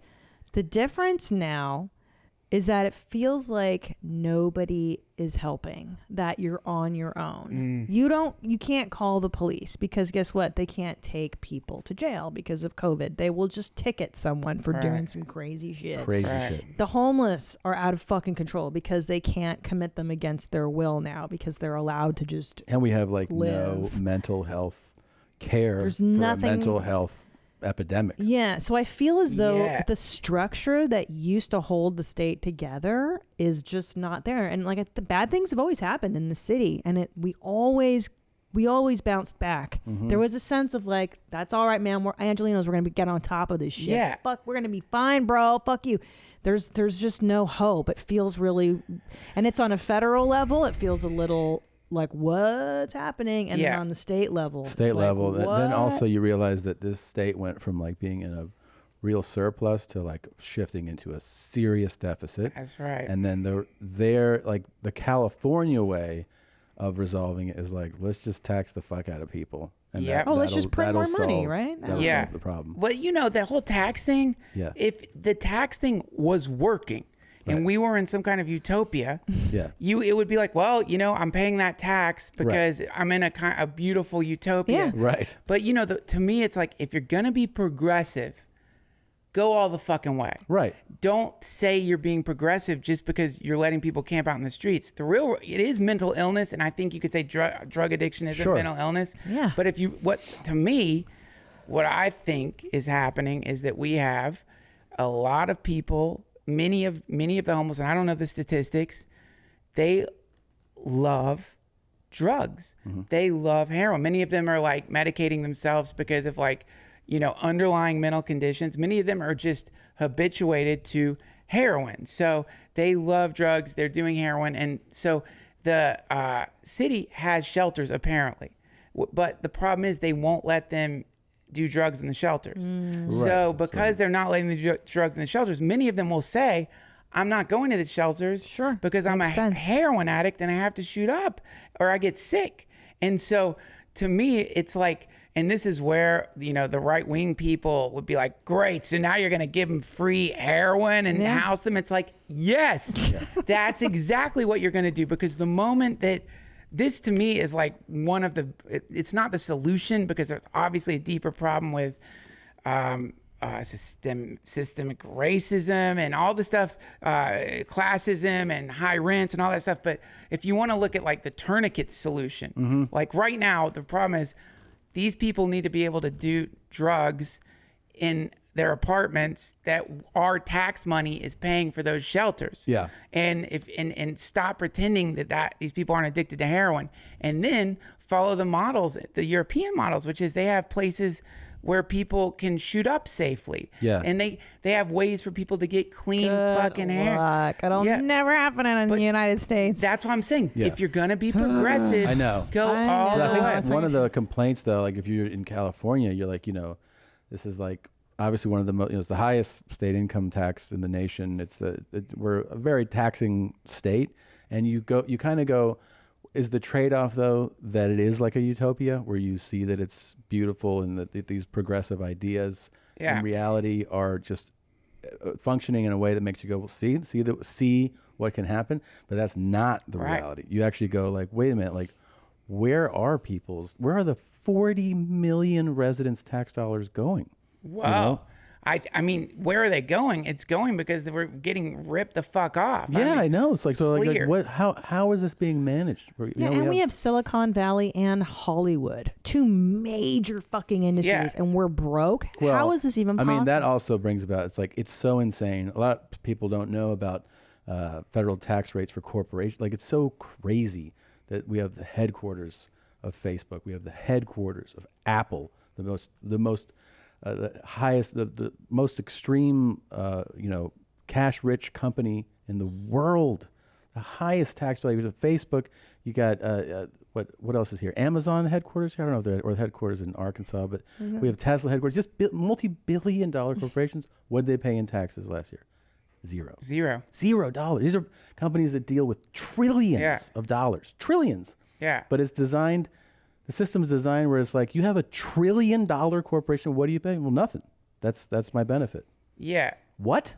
It's so dumb. To me, what's really short-sighted about the whole situation, and I don't understand it, because I'm assuming the people who make these corporations into like $1 trillion enterprises are aware of like history and what happens in history, and generally what happens in history. Seattle, sorry, Amazon. Yeah, I thought Seattle. Yeah, but you're looking at like the problem is the more I think the idea was, not to sound like hyper cynical, but like the idea in America was you had this upper class, and the upper class basically hid. They were hidden, and you didn't flaunt it too much, and we didn't have the internet to flaunt it and stuff like that. And so there was this, and also there was a You wouldn't even know about them. Yes. You know? Yeah, you'd be like, you wouldn't know. And the presidents were rich, but they wouldn't be flashy. You wouldn't know but now the problem is, and you've got like people on the right who are like, socialism's coming, communism's coming. And it's like, motherfuckers, look at history. Because it's like, if you're asking people in the streets to live on minimum wage and feed their fucking kids on minimum wage while simultaneously watching their leaders fucking playing golf richer than shit, and you expect them to believe that they're going to get to that point? Right. They don't believe it anymore. You have to have hope. You have to have hope. That was the satanic idea, is like you dangle this carrot that keeps people like, I guess I could at some point and it would happen maybe. And now it's like, on top of all that, it's like, and I am not advocating Marxism because I don't understand it. I tried reading Karl Marx for a second. It's very difficult for me to understand. I don't get it. And any kind of ism, I think, is a dangerous thing. But I do know this. I know fucking Marxists.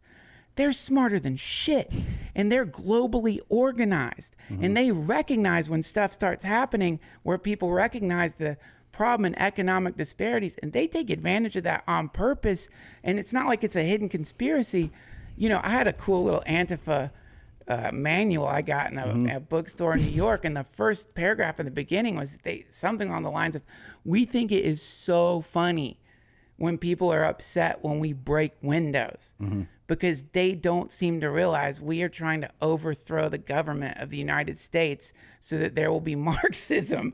And it's like, so you know what I'm saying? Like, so to me, it's kind of like, That sounds fun. Anyway, the point is like, look, you've got to have some way to make it so that people have at least a reason not to. We need a middle class. We need to have the American dream. Yeah. You want your house, you want your children, you want a yard, you want some cars, you want to go to college and have a job and retire and have some kind of a fucking life. It was the American dream and it's gone.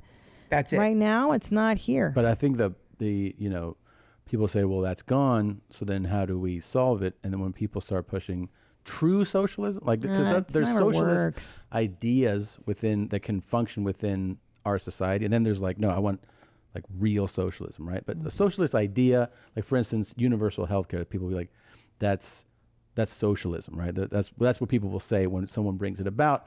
But I think a lot of people just go, no, that's just what a incredibly wealthy capitalistic society should be able to provide, right? Yeah. Some form of that. If you can spend, you know, $700 billion on missiles, you can spend money on that. That's just one of the things that people bring about, you know, as a talking point for this. It's different than saying the society should be social. Like, so we've seen socialism in nations fail horrifically, so badly. I mean, you look at Venezuela, it always comes to mind as like such a just a terrifyingly violent and sad that none of the citizens deserve. Oh my God! Or like the GIMP uprising that happened in Portugal. Yeah, which is the idea with the GIMP is the GIMP thinks that if they behave at least once a month, you will jerk them off to completion. And then in Lisbon, that happened. Yep, and if you don't,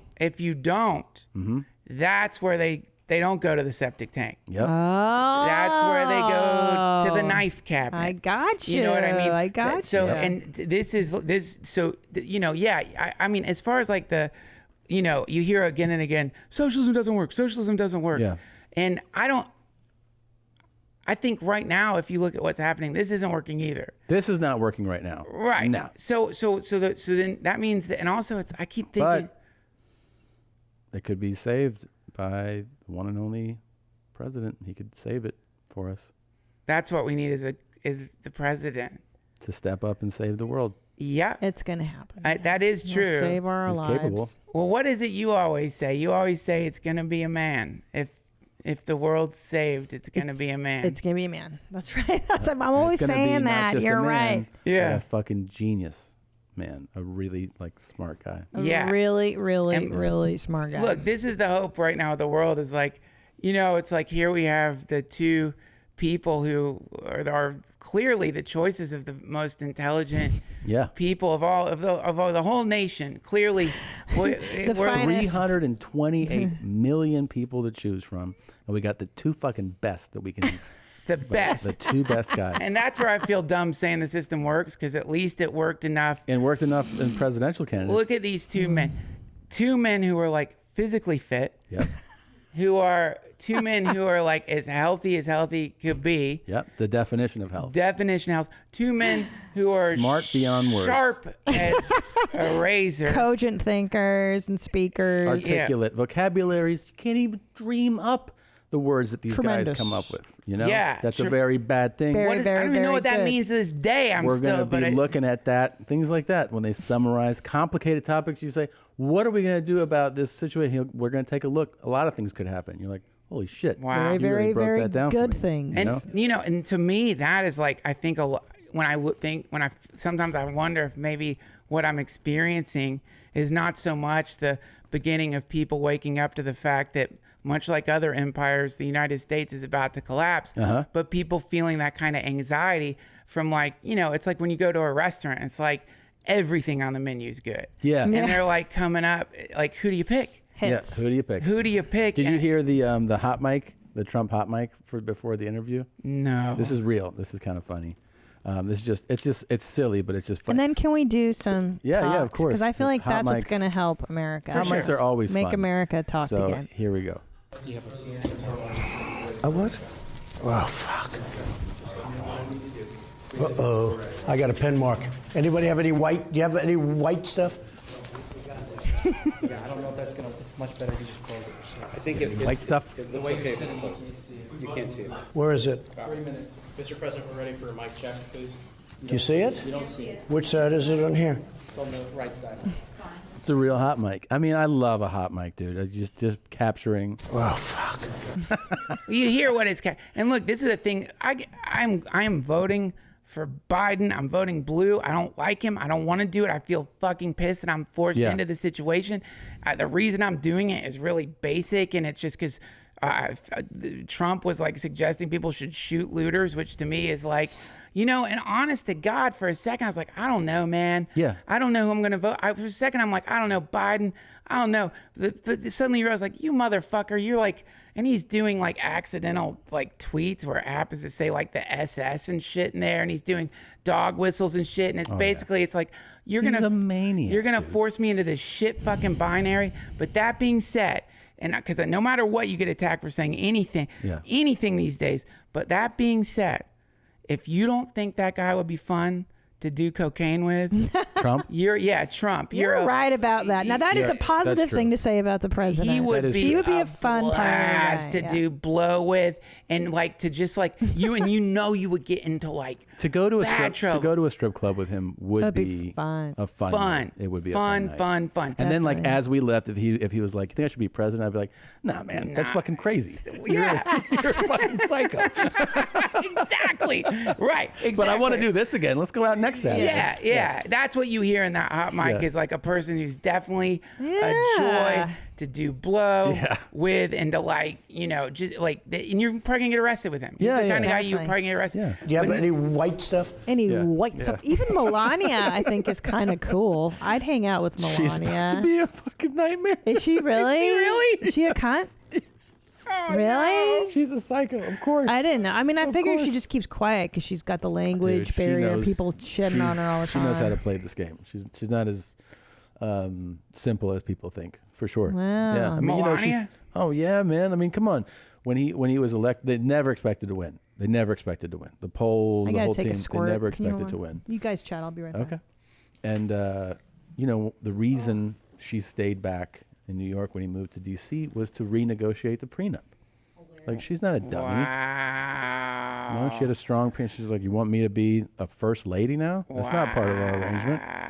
She got a way bigger settlement. you know? Amazing. Yeah, she's not stupid. That's incredible. She knows who she married, man. She, you know, this is a third, fourth, whatever marriage. Yeah. This is not like, oh my God, I just fell in love. This is, you know, it's an arrangement. Yeah, look, I think every single one of them is like anybody. Like, that's the other thing that bothers me is people are like, he's an idiot. You know, It's one thing that you do bring about, though, that I often wonder, especially right now when we're leading up to an election, you sit around and you go, all we do is complain about our options, right? Yeah. We go like, look who's fucking senator here. Look who's this congressperson. Look who's running for president.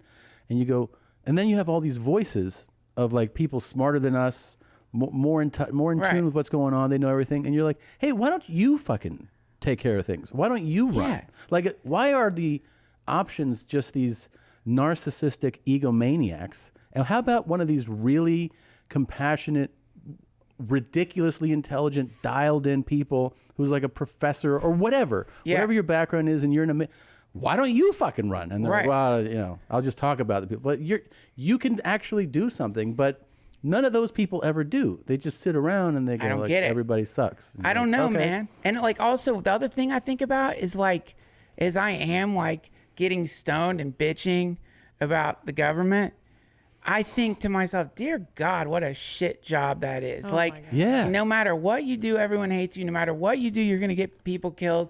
No matter what you do, people are going to call you a liar. No matter what you do. And like, so I think we, you know, the idea behind it is so beautiful though, which was the idea was, it's like the fucking Olympics. Like, how funny would the Olympics be if it wasn't just that literally some of the least athletic people on earth suddenly appeared every few years and just sucked at like whatever it was. Yeah. So instead of seeing these people do like 70 fucking backflips, you know, it's somebody with bad knees who like falls off the fucking horse thing. You know, that would be a hilarious Olympics. But what would be really funnier would be is if you said, hey, gang, these guys suck at sports. And suddenly people on Twitter are like, you fucking idiot. You don't understand. They're fucking incredible. Look, and you're looking at like somebody just like kind of like, you know, doing like bad rolls or like, you know, someone's dog paddling through a pool. That's the part that's surreal to me is like we're looking at these people who are supposed to be the ultimate representations of American leadership in the world. And both of them, dude, I would not feel comfortable. No offense, Joe Biden. I am voting for you. But to be really honest, I would not feel comfortable with either of them driving. No. Fuck no. You know what I mean? I'd be like holding the fucking, I'd be holding the thing and like, God, Jesus. I know. You know? And some of the shit, like I mean, I'll vote for him too, but like like I've never understood what the story, like I watched him do in the pool and the kids would come and the hair, I'm like, why are you telling the story?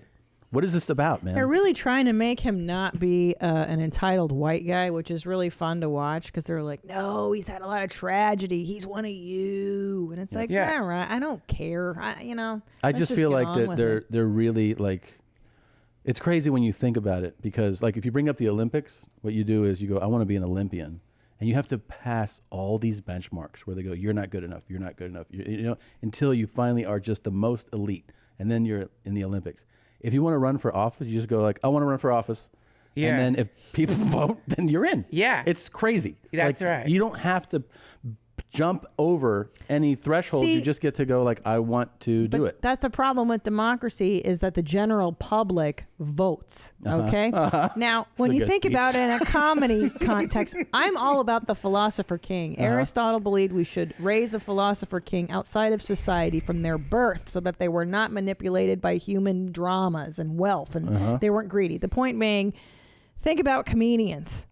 Think about the general public. All right, those comment cards and comedy clubs. Who should come back every year? Right. Well, you know who I think is funny is the hypnotist or Johnny Crocodile. He wears a funny jacket and think about what the general fucking public likes. And that's who's voting. Yeah. Yeah. That's a I good wouldn't point. even want them voting for the number one comedian in America, let alone the fucking president. We need an IQ test. If you pass the IQ test, then you can vote. Yeah, there is like or I think just mandatory. I don't again, I like.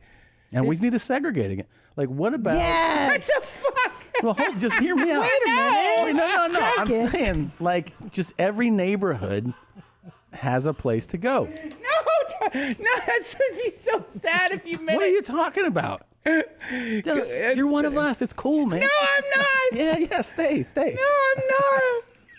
That's the other thing, man. It's like you gotta like shake the fleas off these days, like because people they desperately want to believe, like you know what, I kind of know about these two, and I know underneath it all, they're like us. They probably have a swastika tattoo somewhere. They really want that because like you gotta like. Well, yeah, and that also the big problem I see like today is that everybody wants to know who you are, like. How can I summarize you? Yeah. And we want to do it off of minimal information. You know what I mean? Like, in other words, you say, you know, you're like, I'm pro-choice, and everybody goes, I know everything about that Everything. guy. Like, and that's all I need to know. And you're like, no. People are complicated creatures. Like, but there's this desire to have to know exactly somebody right away and then just identify them, you know? Yeah. Put them in a space. Yeah, like you want it, like your Twitter bio or something. Yeah. That's a problem. 140 or whatever characters. We're reduced down to that now. It's 10-second clips. It's and we're like a hive of personalities that like every that emerge out of like the murky lake of your subconscious, and that's sometimes you're an asshole, sometimes you're like very generous, sometimes complicated. None of those complicated, man. I just like. The best, I heard somebody say, I can't remember who it was. He was like explaining to me why you vote for fucking Biden. And what they said is, do the boring vote. That's what you do.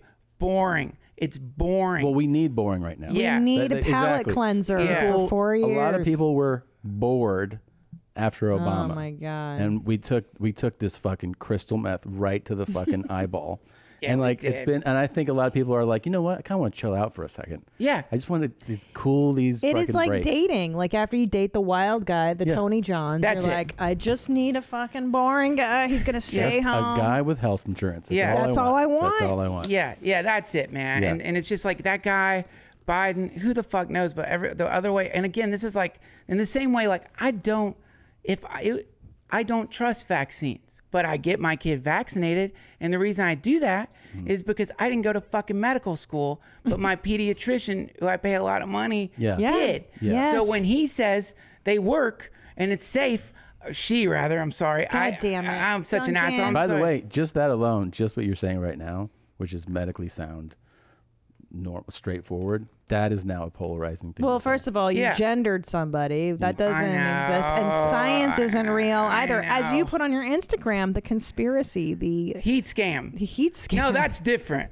Oh, okay. No, that's different. Vaccines, we need them and they keep us safe. You got to do it. But as far as like the mainstream media, the liberal mob, Shifty Shift and the Shift Show, corrupt Cassidy, the Weather Channel dude, you probably don't know about him, or Gruesome Newsom, Right. or fucking Messy Garcetti. These are people who are legitimately trying to trick people into thinking it was hot. Okay, let me just ask you this. Yeah. 3 days ago, was it hot? I mean, to you? I thought it was. Yeah. Yeah, it felt hot. to Yeah, me. yeah, it felt hot. And like when I was in the pool with Johnny, Yeah. it quote felt hot. But guess what? What? Have you ever been to a hypnotist show? Yes. They will make you feel hot. They will make you feel cold. They will make you feel this. They'll make you feel that. So the mass suggestion coming from the MSM regarding the heat hot. It's is hot. It's not. Right. It isn't actually hot. And the heat scam is real. And honestly, I feel like we're friends, but I do resent that you were trying to make a comparison between the heat scam, Sorry, which is a I'm very real thing. It's interesting to me. I wonder who's writing your checks. Yeah. But it is interesting to me. I wonder where y'all. It's not all. I'm telling you, we it's gotta- not all coming Well, from your science- sponsors. We gotta segregate. Science is fake news. It's not real. Shout out to my heat scam family. Heat scam. This is another philosopher here. See if this plays. No. Hello, Adam Scott Langford here. I'm here to talk to you about male virginity. No matter what society says, it is just as precious as female virginity. Hold on to it. You're going to find a woman, you fall in love, and you're going to wish you'd given everything to her. And you're going to absolutely regret everything you did when you slept around and didn't think of anybody else. It is worthwhile. It is precious. Do not give it away. Save it for the woman you love, and you're going to be happier. And you're going to feel like you give something great to the woman who gives you everything and loves you just much or more. It is absolutely precious. Do not listen to society. You do not need to sleep around. It is not going to make your life better. Trust me. Y'all take care. I'm Scott Langford out. There you go. Who the fuck is again? Okay, so that guy's not running for president? Yeah, exactly. What Great the ideas. fuck is happening? We've got world-class intellectuals, world-class speakers. That I felt like for a second I thought you were showing me like a JFK video that had been like up-resed or something. That guy's fucking He's dialed in. brilliant. Yeah. Yes. That was powerful. Very powerful. So yeah, and that's also just a message to a lot of the male listeners out there. Don't give away your virginity. Don't come. Hold on to it and Male vir- let's save it for that special person. Male virginity is way cool, Tom. Are you ready, Gene? I've been. I heard you bitches was looking for me. Do it. This is my favorite part of Instagram, and I can't believe I get to be here in person with the queen of TikTok, the ultimate curated TikTok. Whenever you do your stories, my wife and I watch them. They are so good. I can't imagine how much time it takes you to Oh, find it's quite a bit of time. I'm there for a lot of it. Well, I will say that this new Reels is competing with the Talk, and the Reels is not as pure as the Talk, and I'm having a real struggle right now. We can get So some high ranking people from the gram on the phone to you know what I mean? I would like that. I would Maybe like to shift the algorithm a little. get corporate involved. Get corporate involved. Do you all? Can you get Instagram on the phone for real? We can get a rep. Yeah. Yeah. That's power. Yeah. Well, I will say that Duncan does DM me, and he's like, "Wow, that was a good one." Well, let's see what he thinks of very this interactive. collection. So I'm so happy you're here. Thank you Oh for my being God, here. it's my favorite. Here, this thing. is not a lot of talks, but I'm assuming these are just quality. Quality. Talks. Here we go. Are these new? Yeah. Decided. I'm divorcing Rick. He's out there on his boat like an idiot. He has no idea what's about to happen. And guess what, Rick? We're done. Fuck you, Rick. Fuck you, Rick. Wow. She just made a divorce declaration. And he's right out there on his boat. He's right out there on his boat. Who is that? Wait, who is that girl? Who is the one? That's her friend. That's support. Backing her up. That's support. Yeah. Decided. I'm divorcing Rick. He's out there on his boat like an idiot. He has no idea what's about to happen. And guess what, Rick? We're done. Fuck you, Rick. Fuck you, Rick. That's a best friend. Yeah, that's a good friend. And her handle Fuck is you, Rick. Deviled Megs. Yeah. I like it. Deviled Megs. Deviled Megs. Hell hath no fury. They didn't get divorced, right? No. They were just hammered at the beach. I don't know. She seemed pretty serious about it, but she's serious. I don't know, man. That's a serious declaration. What kind of boat? Jesus is going to take the Christians. Jesus is going to take the Christians off the face of the earth in 3 weeks on the Feast of Trumpets. And the dumb people that have never invested in God's word are going to be left behind to go through the Great Tribulation. In the Great Tribulation, people in America are going to be killing each other to take their property and their homes. Money will be worth nothing. Donald Trump will not be in the White House because he's a Christian. Holy he has shit. Christians pray for him on a regular basis. If y'all had any sense, you'd be home watching the Republican National Convention to save the best country in the world, the best, most prosperous continent. Okay, now it has been wrong to call African Americans African Americans. It's like, why do we make them say they're from Africa when they've been over here longer than I have? My great grandfather came and he was. Yes! They're clueless. Anyway. Holy shit. That was a pretty great talk. Yeah. Wow. That's a dark talk, though. That was a dark one. How do you fix it? This one? This is mental illness. I mean, it's mental illness, but I mean, like, that's the part that's really weird to me. And I don't know if that categorizes as like a quote Karen video. Right, But yeah. the part to me is like, they all have a similar kind of like quality to them that makes you feel like they're possessed or like, Yeah. why is it the same kind of thing? You're right. And why are they they're gravitating towards Trump? Because I think mental illness people like Jesus talk. They love going to God and the devil. And then Trump really leans into that too. Like when he's like, he holds the Bible up in front of the church. That's one of the things I gotta say. He taps into that so market. Insane. Like leaving policy or anything out of it. The fact that anybody would buy that he's Christian, like I know, it's that absurd. You know what I mean? Like there's obviously a place for all of us, and if you're Christian and that's how you live your life, great. But you're trying to tell me you believe that he's like, man, this Bible this is what I lean on. I know. Every night it's when so I have these weird. tough decisions to make, I go to the Bible, and he's not Christian at all. It's so weird. Why would you buy that? How can you buy that? Yeah. It's insane. It's insane, man. I mean, it's like, say that you like him, fine, but don't tell me that you're like, well, he's like me. He's a Christian. What? You cannot actually believe that. yeah, but that's why you look at Pence, because it's like Pence is a Christian. I buy that. Yeah. Yeah. That's what I'm saying. Like, I believe you.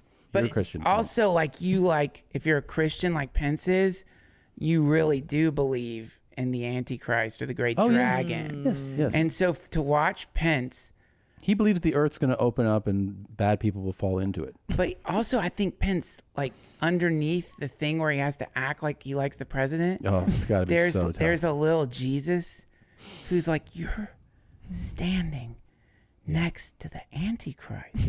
Yeah. You know what I mean? And Pence is like, that's not that Trump is literally the Antichrist, right? But when I say it's like, but he knows he's with a liar. You know what I mean? Like, Right. Like he knows that this guy is full of shit. He knows. Yeah. Anybody knows with any sense, and he's sense enough to have been, he's a broadcaster.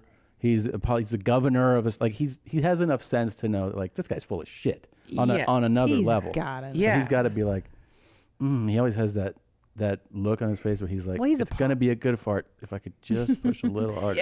But he's a good got- politician. At least Pence knows how to be a professional. He can bullshit. You know Yeah, what yeah. though? Because I remember in the 80s, like when I was a little kid, everybody was freaked out about Ronald Reagan. Yeah. Remember in that it was like Reagan versus Mondale, and people really hated Reagan because he was an actor and he came from like a bullshit background too. And there was like this apocalyptic fear too. And Nancy was really conservative. Remember they were like They're natural they were performers. burning books. Yeah. Yeah, they were really kind of phony baloney. Remember when they said Gorbachev was the Antichrist because That he was had the that best. fucking birthmark on his head? You know, like that was the best. Yeah, for sure. But the Red Scare, that was the 80s. So this is not new, by the way. This feels scary to us because now we're the adults and now we have Right. children and we're like, what the fuck? Who's buying into I this? just wish Ross Perot was still alive. I like to straighten everything. Now, hey, I now, Larry. See this here? The taxes are this high. Here's what we're spending. Ain't no money left. yeah, that would be, you know, and also I think that is the other thing is it's like, man, this is the basic thing that I keep going back to. It's just like, God, I'm so dumb because no matter what, I get magnetized by the government. I start thinking about the government. And then when you start thinking about the government, no matter what side of the fence you're on, what do you start thinking? You start thinking they're the ones who are going to help us. And it's so Right. stupid. Right. But like, yeah, but you're raised to believe. You're supposed Like to. you're conditioned to believe You're conditioned to believe that, like, a couple things, like, you know, doctors will help, you know, like the medical world will help you. The government protects you and keeps you safe. You know, like the law enforcement will do the right thing. Like these are things that like it's what you probably teach your kids, right? Like, you know, that's people that keep you safe. These people protect you. And, you know, these things are nice because they were put here for you. Like by the people that care about you. You know, I'm going to make a very embarrassing admission about an argument my wife and I got in. And it's embarrassing because I was completely wrong. Separate water fountains.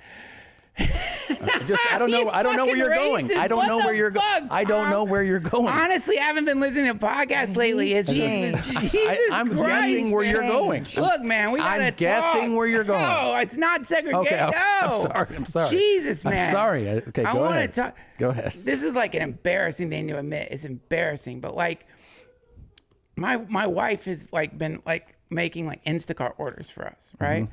And so we didn't have milk, and for a second, I was like, come on, where's the milk? And I'm like, but then I'm like, it's not like ordering fucking Instacart is like a puzzle. I knew we needed milk. I could have ordered milk and I didn't order the fucking milk. But I was like, but in that moment, and in any of those moments where I like realize I have like leaned into somebody else way too much to do a thing that anybody could do, it's embarrassing. But I think with the government collectively, we're all fucking doing that. We're all looking for the milk. We're all we're all waiting for them to order the fucking milk. We're all waiting for them to solve the problems. We're all waiting for them to come and do this or that, and we're all waiting for them. It's like It's not gonna. The milk's not gonna arrive. they're not gonna get you milk. Yeah. They're not gonna do it. They're not gonna do it. And it's like that. It's crazy to have this realization no, seriously. No, like, they're 'cause not when gonna. you're a no kid, one's you're gonna like fucking protect you. They're like the government will always take care of you. You know what I mean? No. Especially I think in the United States, like even people around the world, like you live in the United States, like everything will be taken care of. But this makes it feel like they're not. But however, the government can create peace of mind and calm hysteria. Yeah. And right now there's so much hysteria And it's people fueled every day. it's fueled rather than quelled. Their job is just to sit there and go, guys, everything's fine. I got the plan. We're going to go to the moon. And the aliens, we're friends, everything's and that's not happening. So Right. when that shit's not happening, we can't go to be good worker bees and buy into the system. I will say that we need a guy to just maintain status quo. Yeah. Get us back on the But ship. both sides of like the media, left and right media, both lean into Hysteria. They both, because there's eyeballs and there's dollars in getting either side. Like whether you go like this guy, you know, Trump's the end of the world, and that's your news agenda, then that's going to attract and that's eyeballs. And if you go, annoying no, he's the savior, and then everything else, like they're both. Neither side tries to be like, here's straightforward news anymore. Yeah. It's all about heightened heightened fear and anxiety. Yeah, they have the death count up on CNN. The body 24/7. count. Like a fucking score. Yeah. Every day. And also, never goes down. I think this is a really important thing that people forget is that, man, I had a friend who worked for local news, and his job was to film pieces that had been paid for by companies. So, like, all of a sudden the news would do a story that's like, it's hot out there, we've got to stay hydrated. And Gatorade is a fantastic way to stay hydrated. That's a paid commercial. On the news. On the news. And we all think that that's not happening. That's Jesus. fucking happening. Have you ever seen the compilation somebody did of Jay Leno doing commercials? Like, the Wendy's girl turned 70 today. And people are watching that, not realizing that's product placement. So when you're watching the news, they're not just monetizing for the commercials. They're monetizing by getting paid like placement of stuff. Like, it might not be like products, it might be ideas that they're getting paid to put out there, because people forget it's not like the news is the CDC. It's an entertainment show. Right. Right. It used That's to not problem. be. Yeah. It used to not be. Right? I mean, like, I remember, like, it wasn't as being bad. a kid. I've No always way. watched the news, right? And as a kid, my dad was a big news guy. So we would watch the news. Dude, news, I don't remember anyone's personality. You know, you would just watch, like, CNN used to have, it would just be like, you just put another body in the seat and they'd be like, here's what happened today. And then just straightforward. Then you put on network news, same thing. Dan Rather, Tom Brokaw, Peter Jennings, straightforward. You know, you did not know that people, you'd have to learn that somebody had a political leaning. You would never have any idea about that. That's right. But now it's completely shifted into personality driven, because personality driven is the moneymaker. Yeah. Well, Fox News really helped create that model. Yeah, of course. And then the 24-hour news cycle, there's not enough But now shit there's, going on. Then there's, you know, MSNBC's idea know, is to CNN, combat, everyone. you know, the Fox News of it. Right. You have It to kills have a me balance that- to it. But even CNN can't report one good thing Trump has done. You mean to tell me that he's done all bad? I don't know. I mean, I don't know. I don't even know what to believe. Well, that's Do where know you what I mean? lose credibility, and that's where you create a fucking problem, because it's like, yeah, this guy is clearly like, look, if I had to bet in Vegas on, like, is he at the very least possessed by demons? I'm going to say, yeah, he's got some demons in him, probably. Hey, I've had demons in me. Yeah. But also, like, if you look at some of the shit he's done for prison reform, for example, if look at some of the crazy shit he's done there, and that is good. It is good. Was it done for a good reason? Probably not. It's probably because he's like, oh, a super famous person will like me if I do this. But still, the results are good, and it should be reported. It was because the Kardashian. That's what I'm saying. That's why he did it. But whatever, he did it, and some people who shouldn't have been in jail anyway for stupid drug laws are not in jail. That's real. Also, he's still fucking crazy, and he's still not a great president. Of Why course. can't they give him credit and even be enthusiastic about it? They should. Because then people. maybe he would get Then more it'll unite excited people. about that good attention. Yeah. And try to do maybe more good things. Or maybe just stop dividing everybody and. Or maybe time for another talk. God damn. Enough of this heaviness, man. It's too heavy. We got all heavy. About TikTok. Do you understand that? Take your 5 fucking messages you message me a day and shove it up your punk ass, worthless American TikTok workers ass. I love when they cut off like that. Yeah. That's great. Wait, he was scolding TikTok itself? I mean, I'm not sure. Can we? Look, I don't give a fuck about TikTok. Do you understand that? Take your 5 fucking messages you message me a day and shove it up your punk ass, worthless American TikTok workers ass. See, I think one of my favorite types of talks is the public, you know, outcry that is meant to be like a generalization, but you know it's actually meant for one person.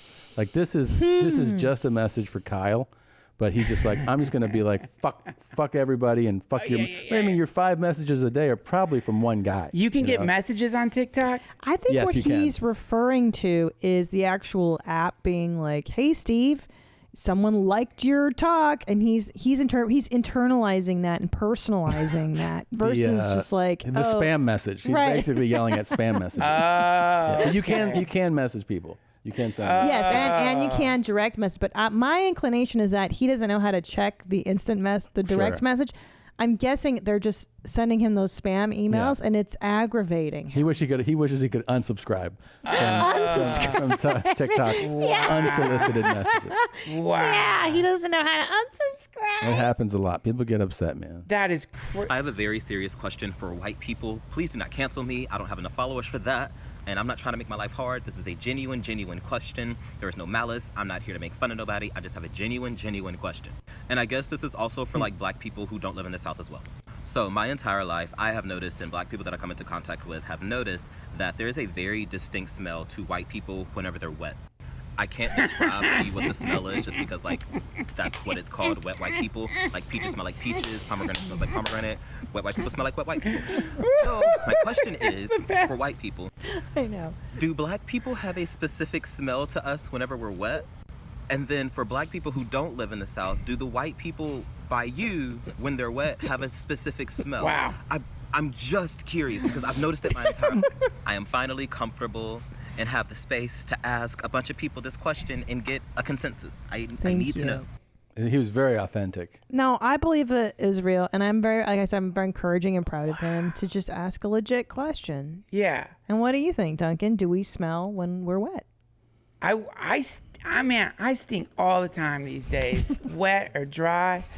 I don't know. What's your like daily? Do you have a daily bathing or schedule? Do you shower every day? Yeah, I shower every day unless I'm getting like depressed. But yeah, I'm gonna be honest with you, man. I lied. I skip a day here and there. Yeah, that's fine, man. I fell off the fuck. I used to do it every day, and then I think the pandemic, I start getting depressed. But you know what? Again, I have a wonderful wife who isn't afraid to be like, "You stink," and then I just go and like, "It's good. You need honesty in your life." You do. But yeah, I don't like, man. But then sometimes, what was that great Brody Stevens joke? I sweat in the shower. Oh, yeah. I'm intense. Yeah, I'm intense. Yeah. Do you ever have that thing where you probably don't, but you get out of the shower and like, God, I still kind of stink. Like I've had that. I soap myself down. I can't say I've had that. I really can't. I was going to try to identify with you guys. And I can't. I have, when I'm like, oh, I didn't get in there with soap enough. I must not have because I still stink. I must have forgotten. Yeah. No, look, man, I couldn't answer his question. I mean, it would be impossible, number one. Like, right. I've never even thought, like, do I smell different when I'm wet? I've never even, it's a brilliant question. Yeah. It's a question that I've heard this a lot, but we had this discussion before you came.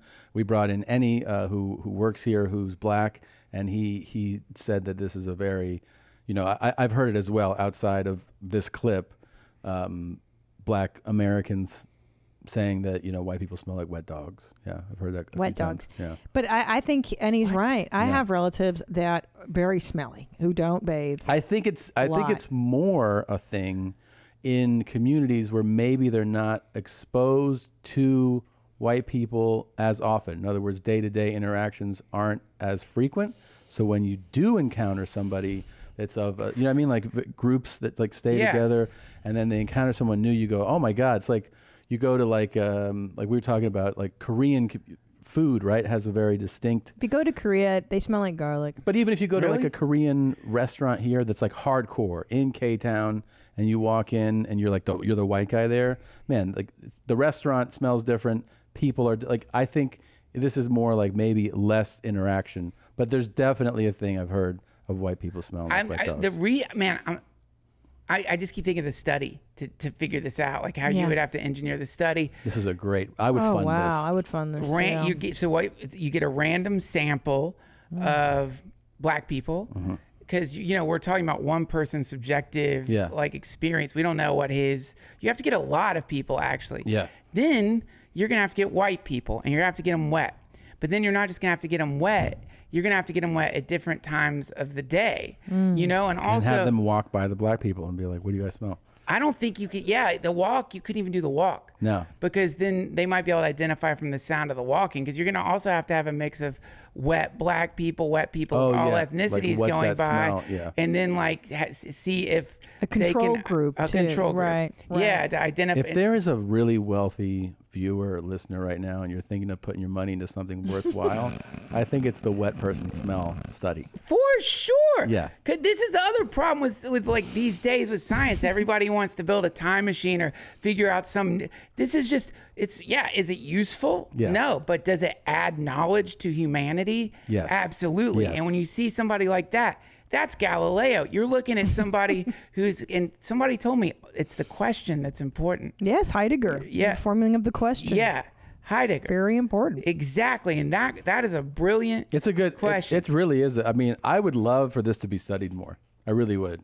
I hope they do. I bet hope they already have. I guarantee there's already some study out there the that's white been, people smell study. Yeah, Yep. for sure. Like wet white people smell study. Yep. Harvard wet white people The Harvard smell white stu- people study. Whoa, look at her mouth. Always keep. Is that a guy? Oh, he passed out. Yeah. That's the best. That was awesome. That was fucking awesome. I knew you'd like that. That was for you.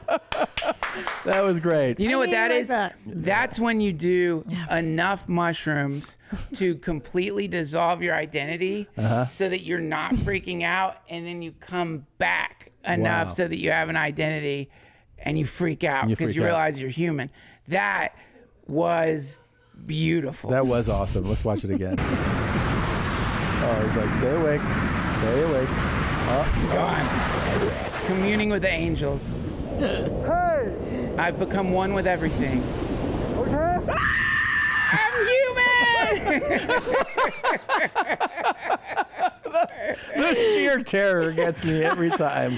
Could you imagine being so afraid you pass out and then your parachute opens yeah. and then you come, when you wake up in the morning and you're like, what day is it? I don't know. He doesn't even have that luxury of like, what happened? It's so fast. Yeah. Oh my What time is it? What do I Yeah. have to do today? Yeah. It's just all there. Isn't that enlightenment? Isn't that enlightenment? Isn't that a moment of true? No, is it? thrill? Of just being like, you mean, when you say that, you mean like true being. You're just in being, like you're not even thinking. Yeah. You know that moment when like, for real, it dawns on you that like your house that you're in and everything you own is going to be around way longer than you are. Right. That real moment where you're like, oh no, I am definitely plunging into the abyss. You know what I mean? The thing all the stuff you've been doing your whole life to It's avoid nothing. that thing of like, Sure. oh no, it really doesn't matter. Oh, were you very oh, you had a successful podcast. That's really it doesn't really matter. Yeah. You're going to be annihilated actually. And then you have and that disease is going to ravage your body. Yeah. too. before you're annihilated, if you're lucky to get the disease, or you're just like one of those people who just dies. Like there was in my college actually, one of the teachers, she went out to her car with her kid, sat down in the seat, started the car, looked at her kid and said, I don't feel normal, and just died, like an aneurysm. But it was literally like she was just gonna go to work, and then in front of her kids, she just died. There's I'll send you this video, man. Of that? Well, no, it's actually I think he's Indian giving a speech, and he has a massive stroke during the speech. So for 1 second, he's just like talking and giving this great speech. Then his eyes roll back in his head, and he's gone. I mean, that is, or you see those fucking horrible videos of that tower shooter back in Texas who's like taking people out. That's literally the human experience. Right. Only, it's not a person in a tower. It's just the gears of the universe. At some point, you just are gonna like just. I know, and you have like it's all. Think about it every day. Celebrity sometimes will make you like with this Chadwick, Boseman dying. Yeah. And like none of us or most people didn't know he was sick, and you're like, what? Yeah. The dude's like 43. Yeah. And he's had cancer for 4 years, and he made like 10 movies in that time. Yeah. And you're like, whoa, what? And then you just go like, oh yeah, poof, it's gone. Yeah. He's left the earth. Yeah. I know. And ever Gone. since I've had children, I think about my reality every day. And more now that I'm in my 40s and I have 2 little boys, and I'm like, just let me live until they're 18. God, just give me. Yeah. let me just raise these children and then you can fucking ravage my body with cancer. But not until then. Right. Like now I have some reason to live for the next 20 years or so. Yeah. But yeah. I don't know. It's so depressing. Well, I mean, it is until you surrender to it. And then it's the most freeing, liberating thing. Because then you get to, like, I mean, look at the difference between this person and that person. If you really, truly accept it. His smile is great. Yeah. The guy on the back. Yeah. Because it is like, you're not really like the whole, like that, being a parent, I know exactly what you mean. And I get that. But the reality of the human, like this is one of my, there's a Buddhist teacher who says the great miracle, if you want to look at for a real miracle on the planet, the great miracle is that people don't seem to fully understand they're going to die. And it is so hilarious because our entire society is based on the most absurd, like imagine like you don't have a parachute, you're falling for approximately 70 years you're falling, and during that time you're like getting Botox and shit. Right. Like you are going to splatter on the ground. You are going to, you know what I mean? Everything you know, everything you in your mind, everything, you're just dead. And then people forget about you. Yeah. So fast. So fast. That's the other thing. Unless there's a video of you jerking off with your ex-lover, Mark, and you have your headphones on. You know what I mean? And you can put them on and people go, that's how I remember you. Gain true immortality. That's right. Now I get see. it. Now This I get is it. the answer. So true. Jerk off on camera. And by the way,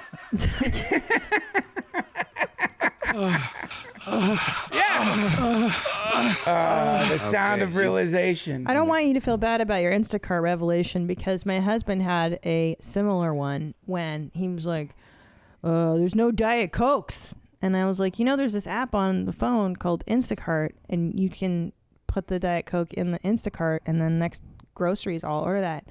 And he just looked at me like he didn't say anything. And I was like, do you want me to just assume the responsibility of the Diet Coke getting from now on? And he was like, yeah, I actually thought you were I going to do. say when you brought up there's no milk and that like your wife had been ordering it, that you were going to be like, and then she realized how dumb she was for not ordering milk. You, Tom, you're a misogynist segregationist. And Here's the thing.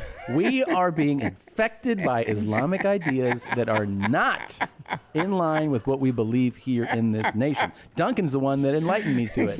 He showed me he showed me the way that Christianity will reign supreme here. Biden. I love Biden. I love Trump 2020. No. Yeah, but that dummy got the milk later, I bet, right? She fucking my pressed-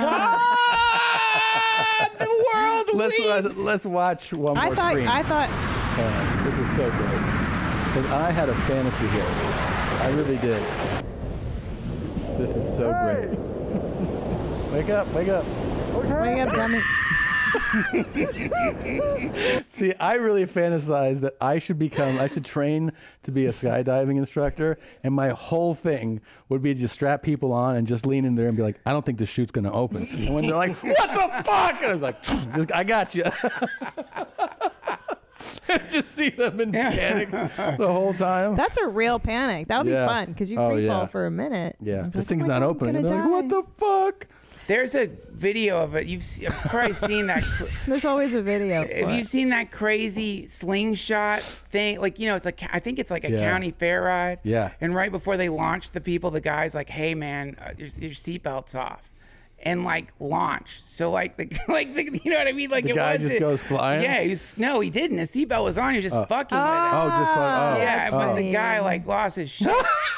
You know what I mean? It was like, I mean, can you die of fear, or is that a myth? Yeah, You really can. can. Yeah. You can get so afraid you just collapse. You can have your heart will stop. Yeah, you can have a heart Well, attack. they say people on airplane crashes die of the terror of the Not anticipation. No, He says that. would. That sounds like something the publicist for the airline industry says. Yeah. Because they want you to They think. find their bodies in pieces, little pieces. Yeah, no. Yeah, I mean, but it's a you're in fear. like a Shut up! thousand little It's a pieces. fear you die from for. Yeah, you die. You get to enjoy. Like you're just like, well, thank goodness my heart's exploding because I was about to be incinerated, and if not that, like just smashed to bits. But yeah, there's actually a book that is it's a book of transcripts of the black box recordings of all these airplane crashes. And the creepiest one is the pilot just starts singing nursery rhymes, like sleepy things you'd sing to a kid, like go to sleep and good night. Ooh. And that's how you know you're dead, when you hear that come through the intercom. And how about that guy knowing it too? Yeah. Right? Like him being like, just I'm going to try to soothe them by singing a nursery. Like he has to process, oh, we're definitely going to die right now. Yeah, we're dead meat for sure. Jesus Christ. Yeah. Ugh, one more talk. Yeah.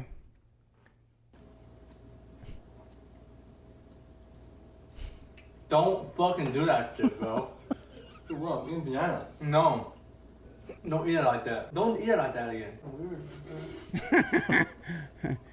Yo! I'm not fucking eating next to you. I'm just eating. You're fucking putting that shit down your throat. What? Don't do that shit in front of me. Alright. I'm eating my banana. Why did you go like this first? Alright, bro, I'm fucking going for it. Ow! He's beating him! What the fuck? What the fuck is wrong with that brother? Daddy, chill. Don't fucking call me. I told you this. Oh my god. That's what you got to look forward to, bro. That's your Two son. boys. Listen, number one, it's like, who the fuck are you? Oh, he's really going to fuck him up. I have no problem swallowing. Yeah. That was pretty funny. I hope our sons are like that. That when one's gay, the other one beats the gayness out of them. Yeah. You two are fucking terrible people. I'm going to What? say you're a segregationist. You're homophobic. What Now happened? I get it. I know what you're doing. This is a classic move of the right wing. You're making people laugh. You get us all lubed up, a little turned on. I'm going to be honest. Some of the videos you showed, I did appeal to me on a deep sexual level. Yeah. And then you insert. Trump 2020. Yep. You didn't see that flash subliminally on the screen? If you enjoyed between TikToks? Duncan's appearance, make sure you go to his website, whiteamerica.org. You can find a lot of his podcasts and his touring dates coming up in the new year. Anything else you'd like to add? We are having a huge Antifa rally. It's going to be at the Your Mom's House Studios. And I will reveal that location as soon as I walk out of the studio. Online. Yes, thank you very much. Yeah. Dude, this was a lot of fun, man. Thanks for having me. This was a lot of fun. And we're going to miss you. You got to send some Alaskan wildlife photos, or, you know what I mean? I Send a will, postcard. man. Yeah, I'm going to send you, I already do have like may I plug something really quick? Sure. Thanks so much. Of course. I have coming out a beautiful calendar of wildlife erotica, not just grizzly bears, raccoons, sparrows, of course the rabbit, and house cats. But it's not so sexual that you couldn't put it in your house. Most people don't even notice it, but if you're a fan of wildlife erotica, you are going to love this calendar. It is a big turn on, and it's very, very, very hot. So That's a really cool plug. I'm glad And your that you brothers, mentioned your soul, what do you call them? Your Craig my brother husbands. Lane. Your brother husbands, Lane and Huck. Lane and Kirk. And Kirk, yeah. Yeah, so what do you guys have planned for tonight? Who's cooking dinner? Probably Duncan. Wow, yeah. Sorry. You're a great interviewer. Yeah. How would you know that? That's true. Yeah. I mean, you said they were bullying, so I thought that they would make you cook. Yeah, I'm cooking a souffle tonight for dinner, and then Craig's favorite? I mean, Kirk's favorite? Or? Kirk loves a souffle. Yeah. Lane is not a big fan. He is a vegan. It's a meat souffle. Wow. And then, then after that, I got to get tonight's my hotel night, so I can't stay at the house. Oh. But your turn's coming up, I'm sure, this week, right? I didn't draw this week to stay at the house, unfortunately, which is fucked up because I'm the only one who draws. Oh. They just stay there. Who's the father of your second son? Do you plan that?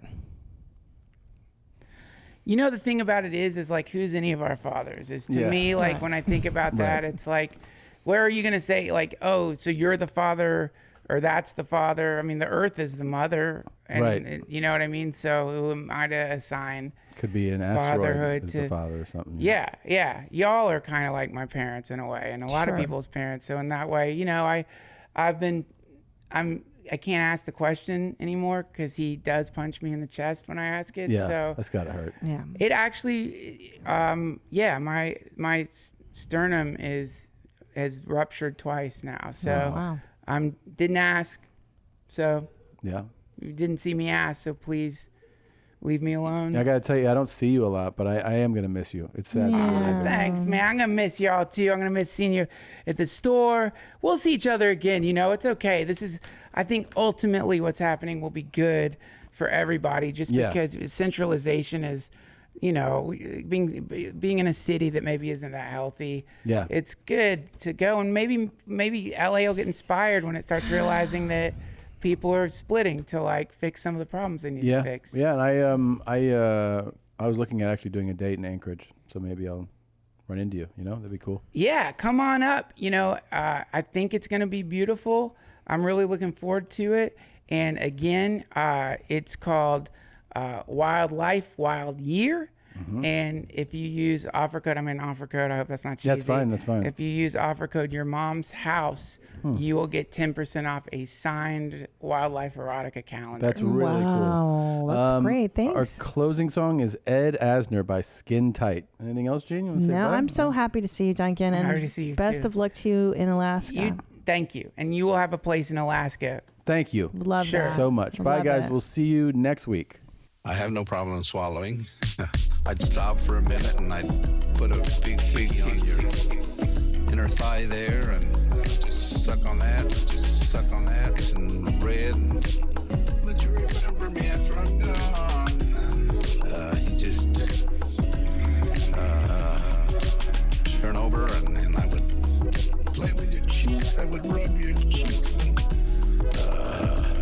maybe even massage your little, just play with you and just caress you and make you feel just the only man in my life.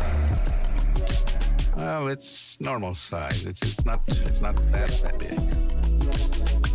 Well, the one thing that I'm going to tell you is that the first time it's going to be quick with me because it's been a long time.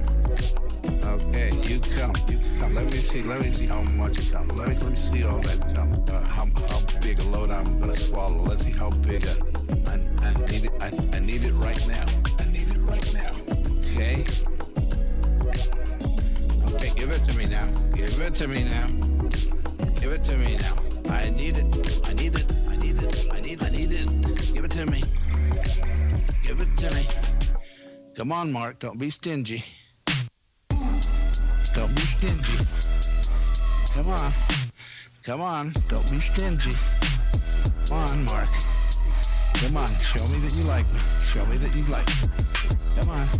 Give it to me, Mark. Give it to me, Mark. Yeah. Yeah. Oh, I can feel it. Oh, that's gonna be good. Oh, that's gonna be good.